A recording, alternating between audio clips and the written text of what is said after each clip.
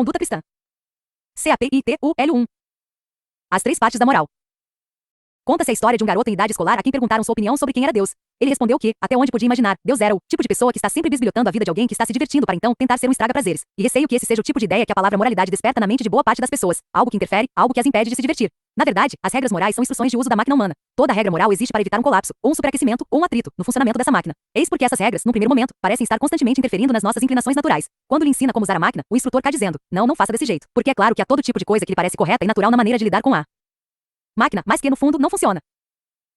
Alguns preferem falar de ideais morais em vez de em regras morais, e sobre o idealismo moral em vez de em obediência moral. Ora, é claro que é bem verdade que a perfeição moral é um ideal, no sentido de ser inalcançável. Por conseguinte, todo tipo de perfeição é, para nós, humanos, um ideal. Não podemos ter sucesso em ser motoristas ou tenistas perfeitos, nem ser capazes de traçar linhas perfeitamente retas. Mas há outro sentido em que seria muito equivocado chamar a perfeição moral de ideal. Quando uma pessoa diz que certa mulher, ou casa, ou navio, ou jardim é seu ideal, ele não quer dizer, a menos que seja um completo imbecil, que todo o resto do mundo tenha de ter o mesmo ideal. Em assuntos assim, temos o direito de ter gostos diferentes e, portanto, diferentes ideais. Mas é perigoso descrever alguém que tente com todas as suas forças manter a lei moral como uma pessoa de grandes ideais, porque isso pode levá-lo a achar que a perfeição moral é um gosto particular e pessoal, e que o restante de nós não tenha sido chamado a compartilhar dela, o que seria um erro grosseiro. O comportamento perfeito pode ser tão inalcançável quanto é a troca de marcha perfeita quando estamos dirigindo, mas se trata de um ideal necessário, prescrito para todos os seres humanos pela natureza própria da máquina humana, da mesma forma que a troca de marcha perfeita é um ideal prescrito para todos os motoristas pela natureza própria dos carros. E seria ainda mais perigoso achar que somos pessoas de grandes ideais, porque nos empenhamos em nunca jamais mentir, e não contar uma mentirinha ou outra, ou em jamais cometer adultério, em vez de cometê-lo raras vezes, e em não ser uma pessoa violenta, em vez de ser só um pouquinho violenta. Isso pode levá-la a se tornar uma pessoa arrogante e a achar que é alguém realmente especial, que mereceria ser elogiada por seu idealismo. Na verdade, você poderia esperar igualmente ser elogiado.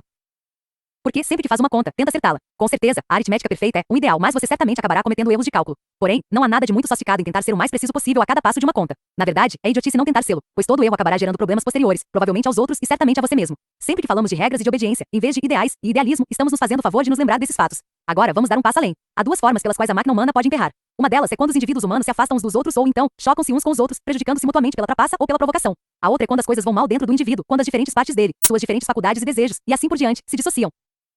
Ou então interferem uma na outra. Você pode ter uma ideia mais clara disso imaginando-se como uma fragata de navios que esteja navegando em formação. A viagem só poderá ser um sucesso se, antes de tudo, os navios não colidirem uns com os outros nem se colocarem no caminho uns dos outros, e em segundo lugar, se cada navio estiver em condições de navegar e com os motores em bom funcionamento. O fato é que você não poderá ter nenhuma dessas duas coisas sem a outra. Se os navios continuarem a colidir, não vão ter condições de navegação por muito tempo. Por outro lado, se os lemes de navegação estiverem quebrados, não será possível evitar as colisões. Ou, se preferir, imagine a humanidade como uma banda tocando uma música. Para obter um bom resultado, você vai precisar de duas coisas. Cada instrumento individual tocado pelo instrumentista deve estar anado, e ao mesmo tempo, cada um também tem de entrar no tempo certo, de modo a produzir a harmonia musical. Mas há uma coisa que ainda não levamos em conta. Ainda não perguntamos a que lugar a frota está tentando chegar, e qual é a melodia que a banda está tentando tocar.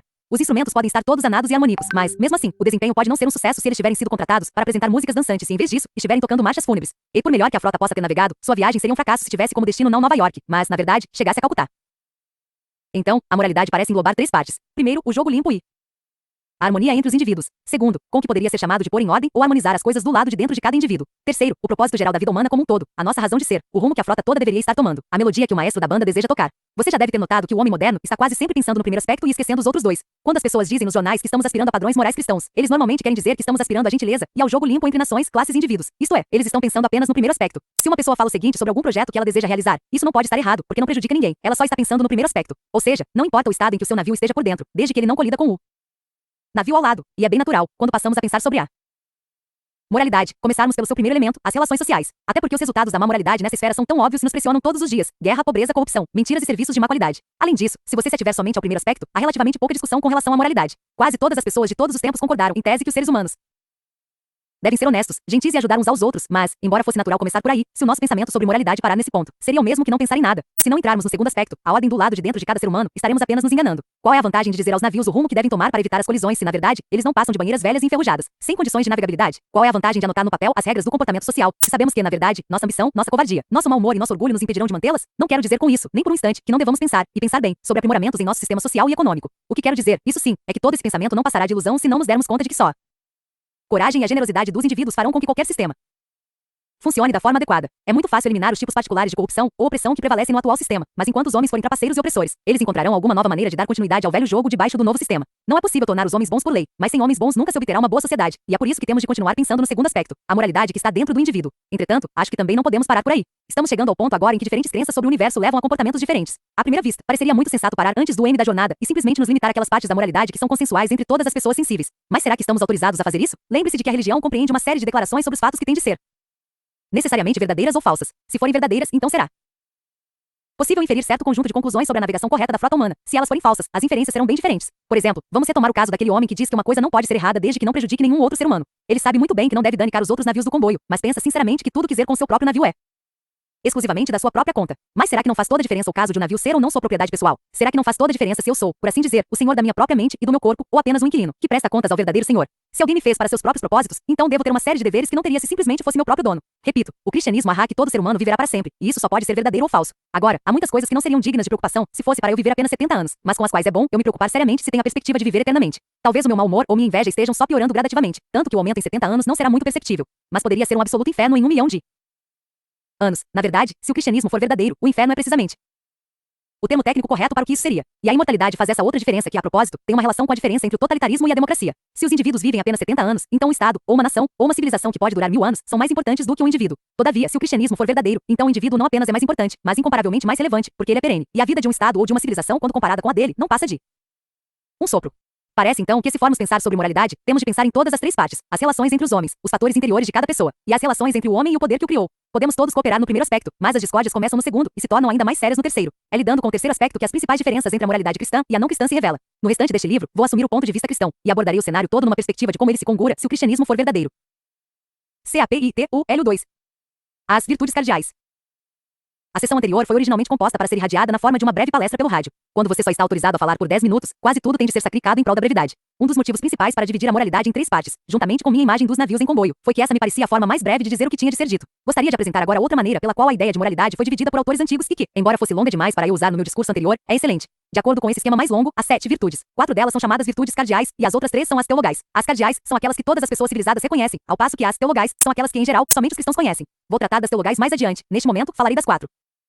Virtudes cardeais. A palavra cardeal não tem nada a ver com os cardeais da Igreja Católica. Ela vem da palavra latina que significa dobradiça da porta. Essas virtudes foram chamadas de cardeais porque eram, por assim dizer, cruciais. São elas: prudência, temperança, justiça e fortaleza. A prudência significa o bom e prático senso comum, dar-se ao trabalho de pensar antes de agir e sobre as prováveis consequências de nossas ações. Hoje em dia, a maioria das pessoas quase nunca pensa na prudência como uma virtude. Na verdade, pelo fato de Cristo ter dito que só podemos entrar no mundo dele sendo como crianças, muitos cristãos têm a ideia de que você pode até ser um tolo, contanto que seja bonzinho. Mas isso é um equívoco. Em primeiro lugar, a maioria das crianças mostra bastante prudência, quanto a fazer as coisas que são realmente do seu interesse e conseguem pensar nelas de maneira bastante razoável. Em segundo lugar, como bem destaca o apóstolo Paulo, nunca foi a intenção de Cristo que permanecêssemos crianças na inteligência. Pelo contrário, além de nos ter dito para sermos sem malícia como as pombas, devemos também ser astutos como as serpentes. Ele deseja um coração de criança, mas com intelecto de adulto. Ele quer que sejamos simples, sinceros, afetuosos e capazes de aprender, como é o caso das boas crianças, mas também quer cada partícula de inteligência que tivermos para estarmos alertas em sua obra e bem treinados para a batalha. O fato de você estar doando dinheiro para obras de caridade não significa dispensar descobrir se essa instituição é ou não fraudulenta. O fato de você estar pensando sobre o próprio Deus, por exemplo, quando está orando, não significa que pode se contentar com algumas ideias infantis que você tinha aos 5 anos de idade. Certamente, é bem verdade que Deus não vai diminuir o amor que dedica a você nem deixará de usá-lo se por acaso você tiver nascido com um intelecto limitado.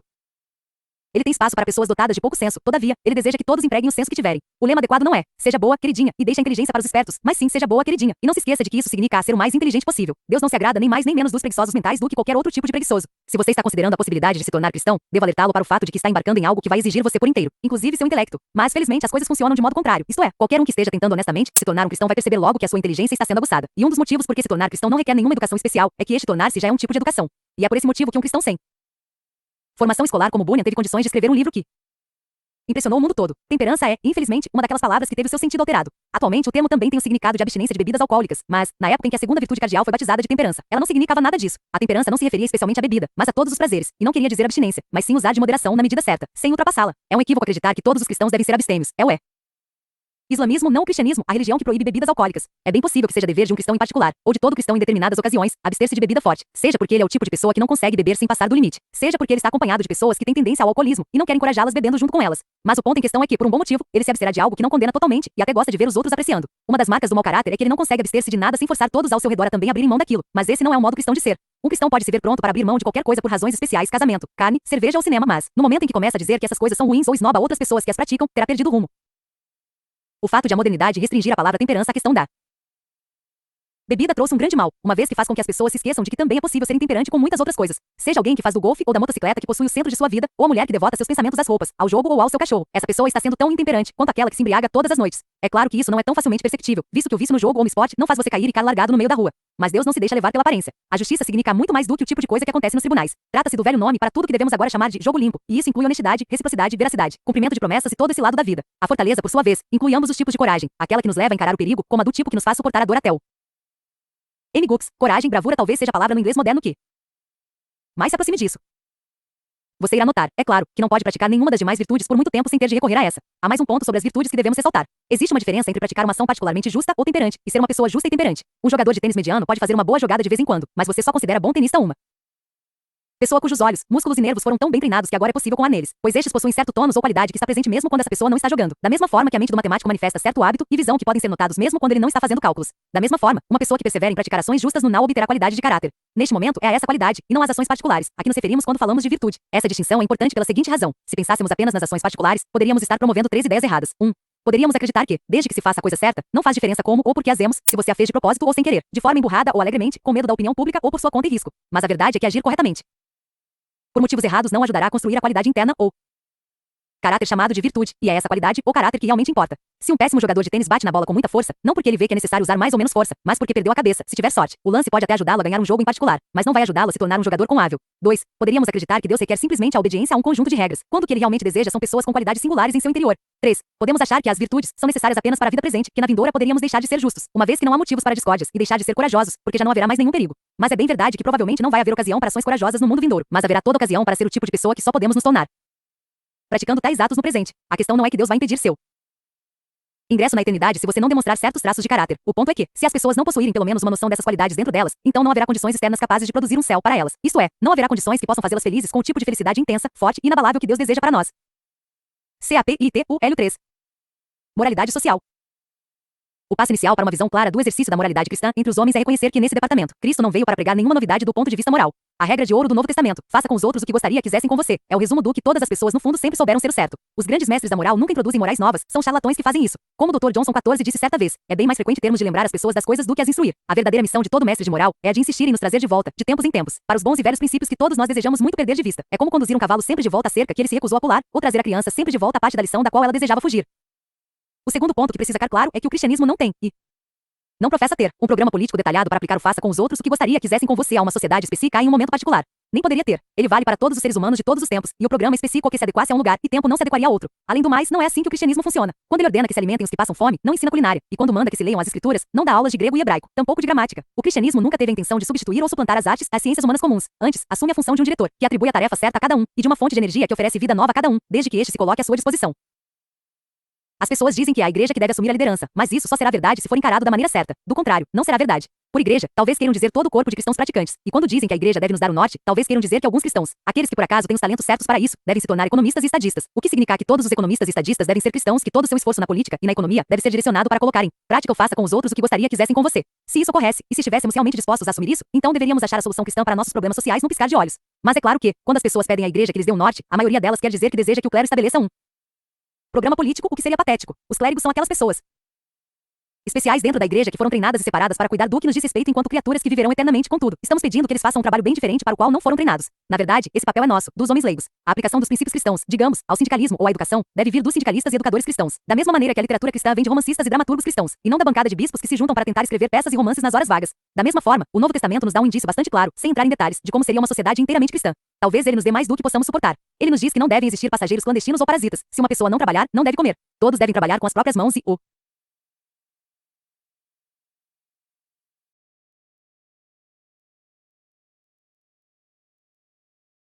que é mais importante, o trabalho de todos deve produzir algo bom, isto é, não deve gerar produtos de luxo tolos e, em seguida, propagandas ainda mais tolas para nos persuadir a comprar tais produtos. Também não deve haver lugar para ostentação ou pretensiosidade, nada de nariz empinado. Até aí, uma sociedade cristã seria o que atualmente se denomina de esquerda. Por outro lado, o Novo Testamento estará sempre insistindo na obediência, à obediência e marcas externas de respeito. De todos nós a magistrados nomeados de forma apropriada, das crianças aos pais, temo que isso não será nada popular, de esposas aos maridos. Acrescente-se a isso o fato de que a sociedade deve ser alegre, uma comunidade cheia de cantoria e regozijo, e que encara a preocupação e a ansiedade como um erro. A cordialidade é uma das virtudes cristãs, e o Novo Testamento abomina o que chama de pessoas intrometidas. Se houvesse tal sociedade e fossemos visitá-la, penso que voltaríamos com uma impressão curiosa. Sentiríamos que a vida econômica lá é bem socialista, e nesse sentido, avançada, mas que, para compensar, sua vida familiar e seu código de comportamento parecem bem à moda antiga. Quem sabe até a veríamos como uma sociedade cerimoniosa e aristocrática. Todos nós apreciaríamos partes dela, mas temo que bem poucos a apreciaríamos por inteiro. É exatamente isso que se esperaria se o cristianismo fosse o plano completo para a máquina humana. Todos nós nos afastamos desse plano completo de diferentes maneiras, e cada um de nós deseja substituir o plano original por seu próprio plano. Você vai se deparar Com isso diversas vezes com relação a qualquer coisa que seja realmente cristã. Cada um é atraído por uma parte e deseja extrair só este aspecto, abandonando o resto. Eis porque nunca avançamos muito. E eis porque pessoas que estão lutando por coisas bastante opostas podem ambas dizer que estão lutando pelo cristianismo.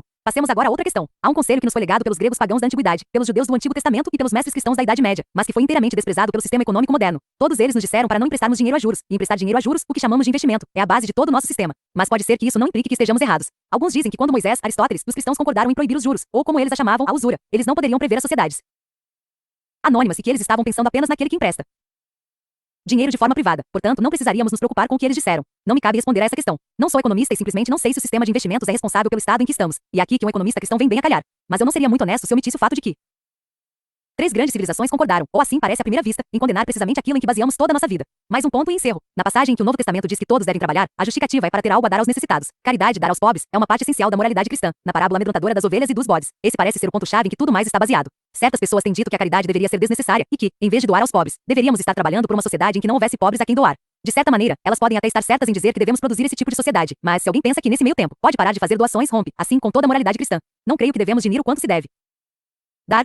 Temo que a única regra segura seja dar mais do que nos sobra. Em outras palavras, se o nosso gasto com conforto, luxos, diversões, etc., estiver no mesmo patamar do que aqueles que têm o mesmo ganho que nós, provavelmente estamos doando bem pouco. Se nossa caridade não nos pesar ao menos um pouco, então diria que está pequena demais. Deveria haver coisas que desejaríamos fazer, e não podemos porque nosso gasto com a caridade as impossibilita. Por enquanto, estou falando de caridade no sentido comum da palavra. Casos particulares de necessidades entre os próprios parentes, amigos, vizinhos ou funcionários dos quais Deus, por assim dizer, nos possa tomar conhecimento, poderão demandar muito mais, ao ponto de enfraquecer ou pôr em risco nossa própria situação. Para muitos de nós, o grande obstáculo à caridade não está em nosso estilo de vida luxuoso ou em desejar mais dinheiro, mas sim em nosso medo da insegurança. Saiba que isso quase sempre é uma tentação. Às vezes é o nosso orgulho que impede nossa caridade, uma vez que somos tentados a gastar mais do que devemos em formas demonstrativas de generosidade, gorjetas, hospitalidade, e menos do que devemos com aqueles que realmente necessitam de nossa ajuda. E agora, antes de encerrar, vou me arriscar a levantar uma suspeita de como essa parte do livro pode ter afetado os leitores. Suspeito que os de esquerda estejam furiosos por eu não ter me aprofundado nessa direção e que outras pessoas de orientação oposta estejam furiosas por eu ter ido longe demais. Se assim for, isso traz à tona o verdadeiro empecilho para a concepção de um projeto de sociedade cristã. A maioria de nós não examina o cristianismo a fundo para descobrir o que ele realmente diz. Nós o abordamos na esperança de encontrar nele apoio para as nossas próprias perspectivas partidárias. Estamos mesmo à procura de um aliado onde, na verdade, nos é oferecido um mestre ou um juiz. Eu também sou assim. Há trechos desta sessão que eu gostaria muito de deixar de fora. E esse é o motivo pelo qual tais conversas não resultarão em nada menos que percorramos um caminho bem mais longo.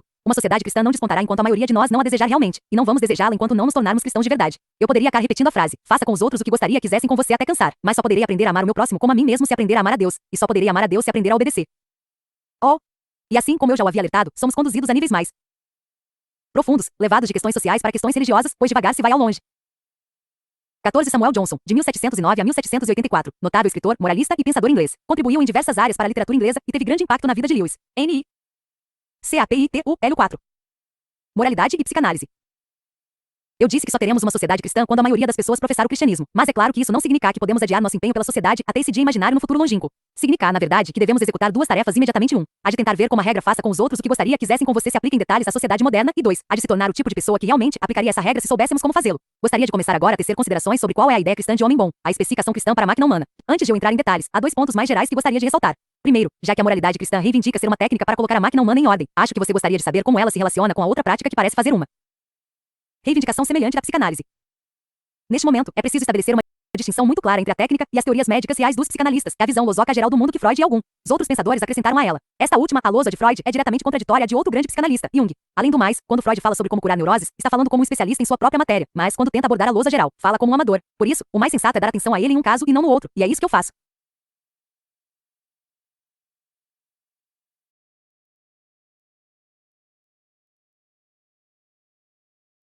Estou mais bem preparado para fazer isso porque descobri que, quando Freud discorre sobre assuntos que não são sua especialidade e dos quais por acaso eu entendo bem, como é o caso do assunto linguagem, ele é bastante ignorante. Mas a psicanálise em si, tirando todos os acréscimos losócos que Freud e outros deram a ela, não é nem um pouco contraditória ao cristianismo. A prática da psicanálise se sobrepõe à moralidade cristã em alguns pontos, e não seria má ideia se todas as pessoas soubessem alguma coisa a esse respeito. Todavia, elas não seguem o mesmo rumo o tempo todo, pois as duas práticas alcançam resultados bastante diferentes. Quando uma pessoa toma uma decisão moral, há duas coisas envolvidas. Uma delas é a tomada de decisão, há outros diversos sentimentos, impulsos, etc., que constituem seu estilo psicológico e que são a matéria-prima de suas escolhas. Mas essa matéria-prima pode ser de dois tipos. Ela pode ser o que chamamos de normal, podendo consistir do tipo de sentimentos comuns a todas as pessoas, ou então, pode consistir de sentimentos bem pouco naturais decorrentes de distúrbios presentes em seu subconsciente. Assim, o medo de coisas que são realmente perigosas seria um exemplo do primeiro tipo, ao passo que um pavor irracional a gatos ou aranha seria um exemplo do segundo tipo. O desejo de um homem por uma mulher seria do primeiro tipo, já o desejo pervertido de um homem por outro seria do segundo. Então, o que os psicanalistas se propõem a fazer é eliminar os sentimentos anormais, isto é, dar ao homem uma matéria-prima melhor para suas escolhas. A moralidade se ocupa da própria tomada de decisão. Vamos colocá-lo nos seguintes termos. Imagine três homens que vão à guerra. Um tem o sentimento natural de medo perante o perigo que todo ser humano sente, e ele o vence por um esforço moral, tornando-se um homem corajoso. Vamos supor que os outros dois tenham medos exagerados, irracionais, que nenhum esforço moral é capaz de vencer em consequência do conteúdo de seu subconsciente.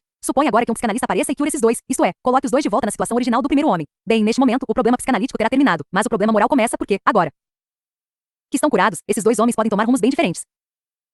O primeiro poderá dizer, graças a Deus me livrei daquelas bobagens. Em M poderei fazer o que sempre quis fazer, servir ao meu país. Mas o outro poderá dizer, bem, estou feliz por me sentir relativamente tranquilo diante do perigo, mas isso não muda o fato de que esteja, como sempre, determinado a pensar primeiro em mim, e sempre que puder, a deixar os outros camaradas fazerem o trabalho arriscado por mim. Aliás, uma das coisas boas quando eu me sinto menos amedrontado é que agora eu posso cuidar de mim mesmo com muito mais ciência e ser mais esperto para esconder esse fato dos outros. Essa diferença é puramente moral, e os psicanalistas não podem fazer nada para mudá-la. Por mais que você aperfeiçoe a matéria-prima do homem, continuará se deparando com outra coisa, o livre-arbítrio real do ser humano frente à situação que lhe foi apresentada, seja para colocar a sua própria vantagem em primeiro lugar, seja para colocá-la em último. E esse livre-arbítrio é a única coisa com a qual a moral se ocupa. O mau estado do material psicológico não é um pecado, mas sim uma doença. Não é motivo para arrependimento, mas para cura. E a propósito, isso é muito importante. Os seres humanos se julgam uns aos outros por suas ações externas, mas Deus os julga pelas suas escolhas morais. Quando um neurótico que tem horror patológico a gato se força a pegar um gato no colo por algum bom motivo, é bem possível que, aos olhos de Deus, ele tenha demonstrado mais coragem que um homem saudável poderia ter mostrado ao conquistar o Vitória Cross. 15. Se uma pessoa que tenha sido pervertida desde a infância e ensinada que a crueldade é a coisa certa, praticar um ato de bondade por menor que seja, e se abstiver de cometer alguma crueldade em potencial, e com isso, quem sabe, correr o risco de se tornar motivo de chacota entre companheiros, é possível que, aos olhos de Deus, ela esteja fazendo mais do que eu e você estaríamos fazendo se dessemos a vida por um amigo.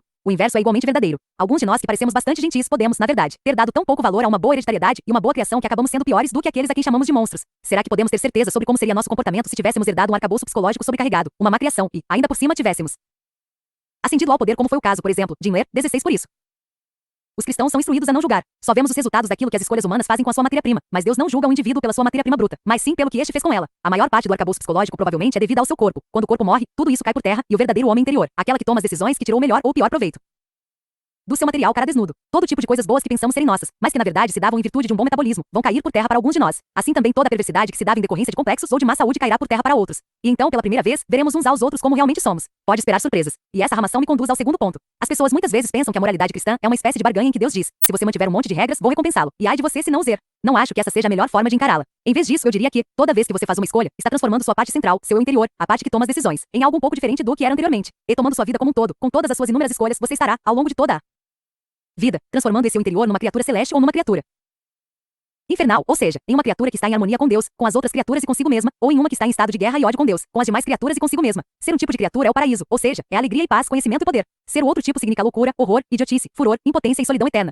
Cada um de nós está progredindo a todo instante em direção a um estado ou outro. Isso explica o que sempre costumava me intrigar sobre os escritores cristãos. Eles parecem ser tão rígidos numa hora e tão livres e leves na outra. Falam de meros pecados do pensamento como se fossem tremendamente graves. Em seguida, sobre os assassinatos e traições mais chocantes como se fosse só se arrepender e tudo estaria perdoado. Mas cheguei à conclusão de que eles estão certos. O que estão visualizando sempre é a marca que a ação deixa na parte minúscula e central do nosso eu que ninguém consegue ver nessa vida, mas que todos nós teremos de suportar ou do qual teremos de desfrutar para sempre. Uma pessoa poderá estar numa posição tal que o seu ódio o faça derramar o sangue de milhares, e outra, de tal forma que por mais raiva que sinta, não fará nada além de provocar o riso nos outros. Mas a marquinha impressa na alma poderá ser idêntica em ambas. Cada pessoa pode ter feito algo consigo de que, se não se arrepender, tornará mais difícil para ela eximir-se do ódio da próxima vez que for tentada e fará com que o ódio que pior toda vez que ela cair. Cada uma delas, se voltar-se seriamente para Deus, poderá ter aquela distorção no seu interior endireitado. Cada uma que não user será condenada. Entretanto, vale ressaltar que não é a grandeza ou miudeza do ato em si, visto de fora, que realmente importa. Um último ponto. Lembre-se de que, como eu disse, a direção certa leva não apenas à paz, mas ao conhecimento. Quando uma pessoa aprimora seu caráter, ela compreende o mal que resta dentro dela com clareza cada vez maior. Por outro lado, quando piora, percebe cada vez menos sua própria maldade. Uma pessoa moderadamente má sabe que não é muito boa. Já uma pessoa inteiramente má acha que está tudo bem. Na verdade, isso é senso comum. Podemos entender o sono quando estamos acordados, não enquanto estivermos dormindo. Podemos perceber erros de aritmética quando a mente estiver raciocinando certo, não enquanto estivermos fazendo errado as contas. Podemos entender a natureza da embriaguez quando estamos sóbrios, não quando estamos embriagados. Pessoas boas conhecem o bem e o mal. Pessoas más não fazem ideia de nenhuma das duas coisas. 15 Medalha de Bravura do Exército Britânico. N. T. 16 Erich Himmler, de 1900 a 1945, foi líder da Gestapo, ministro do interior no governo de Hitler e incumbido do genocídio de judeus. N. T. CAPITU, Hélio 5. Moralidade sexual. Vamos considerar agora a moralidade cristã no que diz respeito ao sexo, o que os cristãos chamam de castidade. A regra cristã da castidade não deve ser confundida com a regra social da dignidade, em um dos sentidos da palavra, isto é, de pudor ou decência. A regra social do pudor estabelece quanto do corpo humano deve ser exposto, que assuntos podem ser tratados e como usar as palavras de acordo com os costumes de um dado círculo social. Assim, enquanto a regra da castidade é a mesma para todos os cristãos de todos os tempos, a regra do pudor muda. Uma garota das ilhas do Pacífico que quase não usa roupas, e uma dama da era vitoriana completamente vestida, podem ambas ser igualmente dignas, pudicas ou decentes de acordo com os padrões da sociedade em que vivem, e ambas, a julgar pela sua forma de se vestir, podem ser igualmente castas, ou igualmente incastas. A linguagem empregada pelas mulheres castas dos tempos de Shakespeare só seria permissível no século XIX a uma mulher completamente libertina. Quando as pessoas quebram a regra do pudor em sua própria época e localidade para excitar o desejo sexual presente em si mesmas ou nos outros, então estarão infringindo a regra da castidade. Mas se o fazem pela ignorância ou pela falta de cuidado, serão culpadas apenas de mau comportamento. Quando, como acontece muitas vezes, elas quebram tais regras de forma contestadora para chocar ou constrangê-los demais, não estão sendo necessariamente obscenas, mas falta-lhes o espírito de generosidade, pois quem age assim tem prazer em fazer os outros se sentirem constrangidos. Não acredito que um padrão de pudor muito rígido ou meticuloso seja uma prova de castidade, muito menos que seja útil para promovê-la, e portanto, considero a grande emancipação e a simplificação dessa regra que se deu em minha época como algo positivo. Hoje em dia, entretanto, isso traz o inconveniente de fazer com que pessoas de diferentes épocas e diferentes estilos não reconheçam o mesmo padrão, por isso é difícil saber qual é a real situação em que nos encontramos. Enquanto essa dúvida permanecer no ar, penso que as pessoas mais velhas ou mais conversadoras devem ter muito cuidado em julgar os jovens ou as pessoas emancipadas como corrompidas sempre que estiverem sendo libertinas, de acordo com o padrão antigo. Já os mais jovens, por sua vez, não devem considerar os idosos falsos moralistas ou puritanos só porque não se adaptam ao novo padrão com facilidade. O desejo sincero de sempre pensar o melhor dos outros e deixá-los o mais à vontade possível resolverá a maior parte dos problemas. A castidade é a virtude cristã mais impopular, mas não há como escapar dela. A regra cristã é, ou o casamento, com fidelidade completa ao parceiro, ou a total abstinência. Mas isso é tão difícil e contrário aos nossos instintos que, obviamente, ou o cristianismo está errado ou nosso instinto sexual, como se manifesta hoje, se corrompeu. Uma coisa ou outra. É claro que, sendo cristão, tenho de supor que foi um instinto que se corrompeu. Mas tenho outros motivos para pensar assim. O propósito biológico do sexo são os yos, da mesma forma que o propósito biológico de comer é alimentar o corpo. Contudo, se comemos todas as vezes em que nos sentimos propensos a isso, e o quanto quisermos, é bem verdade que a maioria de nós acabará comendo demais, mas não extraordinariamente mais. Uma pessoa pode comer por 2, mas não por 10. O apetite pode ir um pouco além do seu propósito biológico, mas não de forma excessiva. Se um jovem sadio se entregasse ao seu apetite sexual sempre que se sentisse propenso a isso, e se cada ato gerasse um bebê, então em 10 anos ele poderia facilmente povoar um pequeno vilarejo, uma vez que tal disposição excederia seu limite de forma ridícula e estapafúrdia. Vamos explicar o assunto a partir de outra analogia. É possível reunir uma grande plateia para assistir a um strip, tease, isto é, para ver uma mulher despir-se no palco, mas suponha que você chegue a um país em que fosse possível lotar um teatro, por exemplo, na apresentação de um prato coberto no palco, cuja tampa fosse levantada lentamente e que todos vissem, pouco antes do apagar das luzes, que no prato havia um belo lé ou uma fatia de bacon. Será que você não acharia que naquele país algo deu errado no que se refere ao apetite por comida? Do mesmo modo, uma pessoa que tenha sido criada em outro ambiente não pensaria o mesmo sobre o estado do instinto sexual entre nós? Certo crítico disse que, se encontrasse um país em que espetáculos de striptease com pratos de comida fossem populares, ele concluiria que as pessoas desse país estariam passando fome. O que ele quis dizer com isso, obviamente, é que espetáculos normais de striptease não resultaram da corrupção sexual, e sim da abstinência sexual. Concordo com ele que se em algum país estranho, descobríssemos que atos deste tipo com uma fatia de bacon fossem populares, uma das explicações possíveis que me ocorreriam seria fome. Mas o próximo passo seria testar nossa hipótese, tentando descobrir, de fato, quanto alimento estava sendo consumido naquele país. Se a evidência mostrasse que uma boa parte fosse comida, então, é claro, teríamos de abandonar a hipótese da fome e tentar criar outra. Da mesma forma, antes de aceitarmos a abstinência sexual como a causa do striptease, precisamos descobrir evidências de que existe, de fato, mais abstinência sexual na nossa época do que naqueles tempos em que o striptease era desconhecido. Mas é claro que não há tal evidência. Os contraceptivos tornaram a gratificação sexual muito menos custosa dentro do casamento, e muito mais segura fora dele do que jamais antes. E a opinião pública é menos hostil a uniões ilícitas e a perversões do que tem sido desde os tempos do paganismo. Tampouco a hipótese da fome é a única que podemos imaginar. Todos sabem que o apetite sexual, da mesma forma que nossos demais apetites, cresce à medida que nos entregamos a ele. Pessoas que estão passando fome podem pensar muito em comida, mas o mesmo vale para os glutões. Tanto as pessoas saciadas quanto as famintas gostam de estímulos novos. Aqui vai um terceiro ponto. Há bem poucas pessoas que querem comer coisas que não sejam comida de verdade e fazer coisas com a comida em vez de comê-la. Em outras palavras, as perversões do apetite por comida são raras, mas as perversões quanto ao instinto sexual são inúmeras, difíceis de curar e tenebrosas. Lamento ter de entrar em todos esses detalhes, mas é preciso. A razão para isso é que você e eu fomos alimentados cotidianamente, pelos últimos 20 anos, com mentiras consolidadas sobre o sexo. Tivemos de ouvir até cansar que o desejo sexual não difere de nenhum outro desejo natural e que, se ao menos abandonarmos a tola e velha ideia vitoriana de abafar o assunto, tudo neste jardim será maravilhoso. Mas isso não é verdade. No momento em que examinamos os fatos, nos distanciamos da propaganda, vemos que a coisa não é assim. Dizem que o sexo se tornou um problema grave, porque o assunto foi considerado tabu, mas nos últimos 20 anos isso deixou de ser verdade. Falou-se sobre ele o tempo todo, entretanto, o caos continua imperando. Se o silêncio fosse a causa do problema, discutir o assunto seria a solução, mas não foi o que aconteceu. Penso que o que acontece é o contrário. Acredito que a humanidade o tenha abafado originalmente porque nele já imperava esse caos. Os modernos estão sempre falando que o sexo não é algo de que se deva ter vergonha, e eles podem estar querendo dizer duas coisas. Não há motivos para se envergonhar do fato de que a raça humana se reproduz dessa forma, nem do fato de que isso proporciona prazer. Se eles querem dizer isso, estão certos. É isso mesmo que o cristianismo diz. O problema não é o ato em si nem o prazer. Os velhos mestres cristãos diziam que se o homem nunca tivesse caído, o prazer sexual não seria menor do que agora, na verdade seria maior. Sei que alguns cristãos meio confusos falam como se o cristianismo achasse que o sexo, o corpo ou o prazer são coisas ruins, mas eles estão errados. O cristianismo é praticamente a única das grandes religiões que aprova completamente o corpo, que crê que a matéria é boa, que Deus mesmo tem assumido um corpo humano, que algum tipo de corpo nos será dado até mesmo no céu, e que essa será uma parte essencial da nossa felicidade, beleza ou energia. O cristianismo glorificou o casamento mais do que qualquer outra religião, e quase todos os poemas de amor mais arrebatadores do mundo foram produzidos por cristãos. Se alguém disser que o sexo em si é algo ruim, o cristianismo irá contradizê-lo imediatamente. Mas é claro que, quando as pessoas dizem que o sexo não é nada de que se deva ter vergonha, eles também podem estar querendo dizer que o estado em que o instinto sexual se encontra atualmente não é nada do que se tenha de ter vergonha. Se eles querem dizer isso, penso que estejam errados. Na verdade, acredito que temos todos os motivos para nos sentir envergonhados. Não há nada de vergonhoso em apreciar a comida, mas seria vergonhoso se as pessoas dessem da comida o interesse central de suas vidas e passassem o tempo todo contemplando fotos de pratos a ponto de ficar com água na boca e estalando os lábios. Não estou dizendo que você e eu sejamos individualmente responsáveis pela atual situação. Nossos ancestrais nos legaram organismos que, sob esse aspecto, são pervertidos, e nós fomos criados rodeados pela propaganda em prol da perversão. Há pessoas que querem manter nosso instinto sexual em amado para ganhar dinheiro à nossa custa, porque, é claro, uma pessoa obcecada nunca resiste a um bom marketing. Deus conhece nossa situação e não vai nos julgar como se não tivéssemos dificuldades para superar. O que importa é a sinceridade e perseverança em nossa vontade de superá-las. Para sermos curados, precisamos desejar ser curados. Todo aquele que pede socorro com sinceridade será socorrido, mas para muitas pessoas modernas até o desejar é difícil. É fácil pensar que desejamos algo sem o desejarmos realmente. Um cristão famoso certa vez disse que, quando era jovem, orava constantemente por castidade. Porém, anos mais tarde, ele se deu conta de que, enquanto seus lábios pronunciavam, ó Senhor, torne-me casto, seu coração acrescentava secretamente, mas por favor, não faça já. Isso também pode acontecer nas orações por outras virtudes, mas Há 3 razões porque é especialmente difícil para nós desejar, quanto mais alcançar, a castidade completa imediatamente. Em primeiro lugar, nossa natureza corrompida. Os demônios que nos tentam e toda essa propaganda contemporânea em prol da luxúria aliam-se para nos dar a impressão de que os desejos aos quais estamos resistindo são tão naturais, tão saudáveis e tão razoáveis que é quase perverso e anormal resistir a eles. Todo cartaz, todo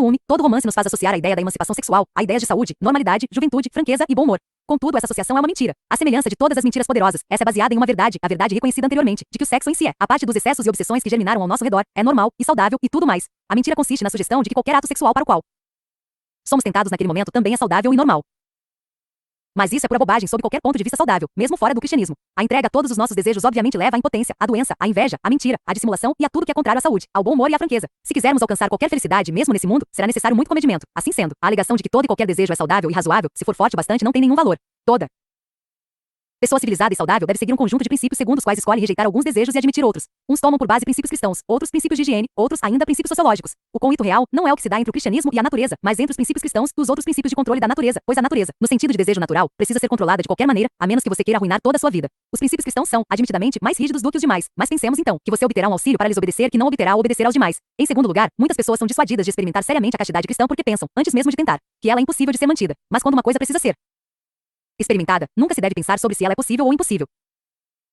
Diante de uma questão optativa em uma prova, avaliamos se vamos conseguir realizá-la ou não. Diante de uma questão obrigatória, temos de dar o melhor de nós. Você poderá conquistar alguns pontos por uma resposta incompleta, mas certamente não vai ganhar nada se deixar a questão em branco. Isso não vale apenas para as provas, mas também para a guerra, para o montanhismo, quando se quer aprender a andar de skate, ou a nadar, ou a andar de bicicleta. Até mesmo para amarrar um colarinho engomado com dedos congelados, as pessoas muito frequentemente fazem o que parecia impossível antes de experimentarem. É maravilhoso ver o que se é capaz de fazer quando se é obrigado. Aliás, uma coisa é certa, a castidade perfeita, da mesma forma que a caridade perfeita, não poderá ser alcançada por quaisquer esforços meramente humanos. É preciso pedir a ajuda de Deus. Mesmo se você tiver feito isso, poderá seguir tendo a impressão de que nenhuma ajuda ou menos ajuda do que você está precisando lhe esteja sendo dada por muito tempo.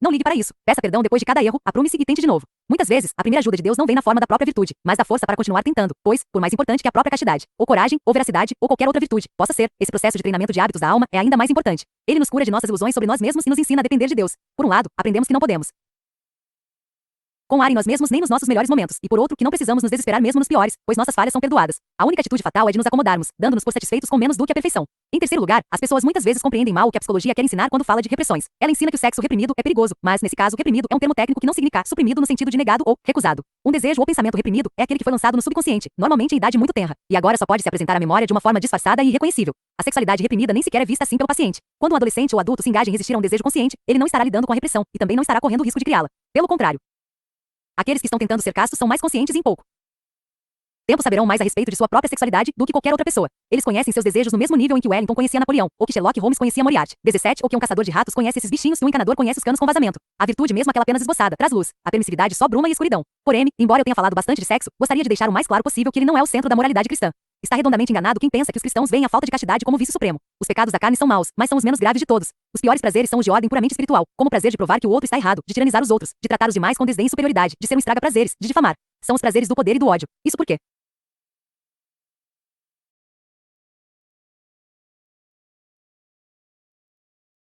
Porque existem dois seres dentro de mim que competem com o ser humano em que devo tentar me tornar, o ser animal e o ser diabólico, sendo este último o pior dos dois. É por isso que o moralista frio e pretensamente virtuoso que vai regularmente à igreja pode estar bem mais perto do inferno que uma prostituta. Mas é claro que é melhor não ser nenhum dos dois.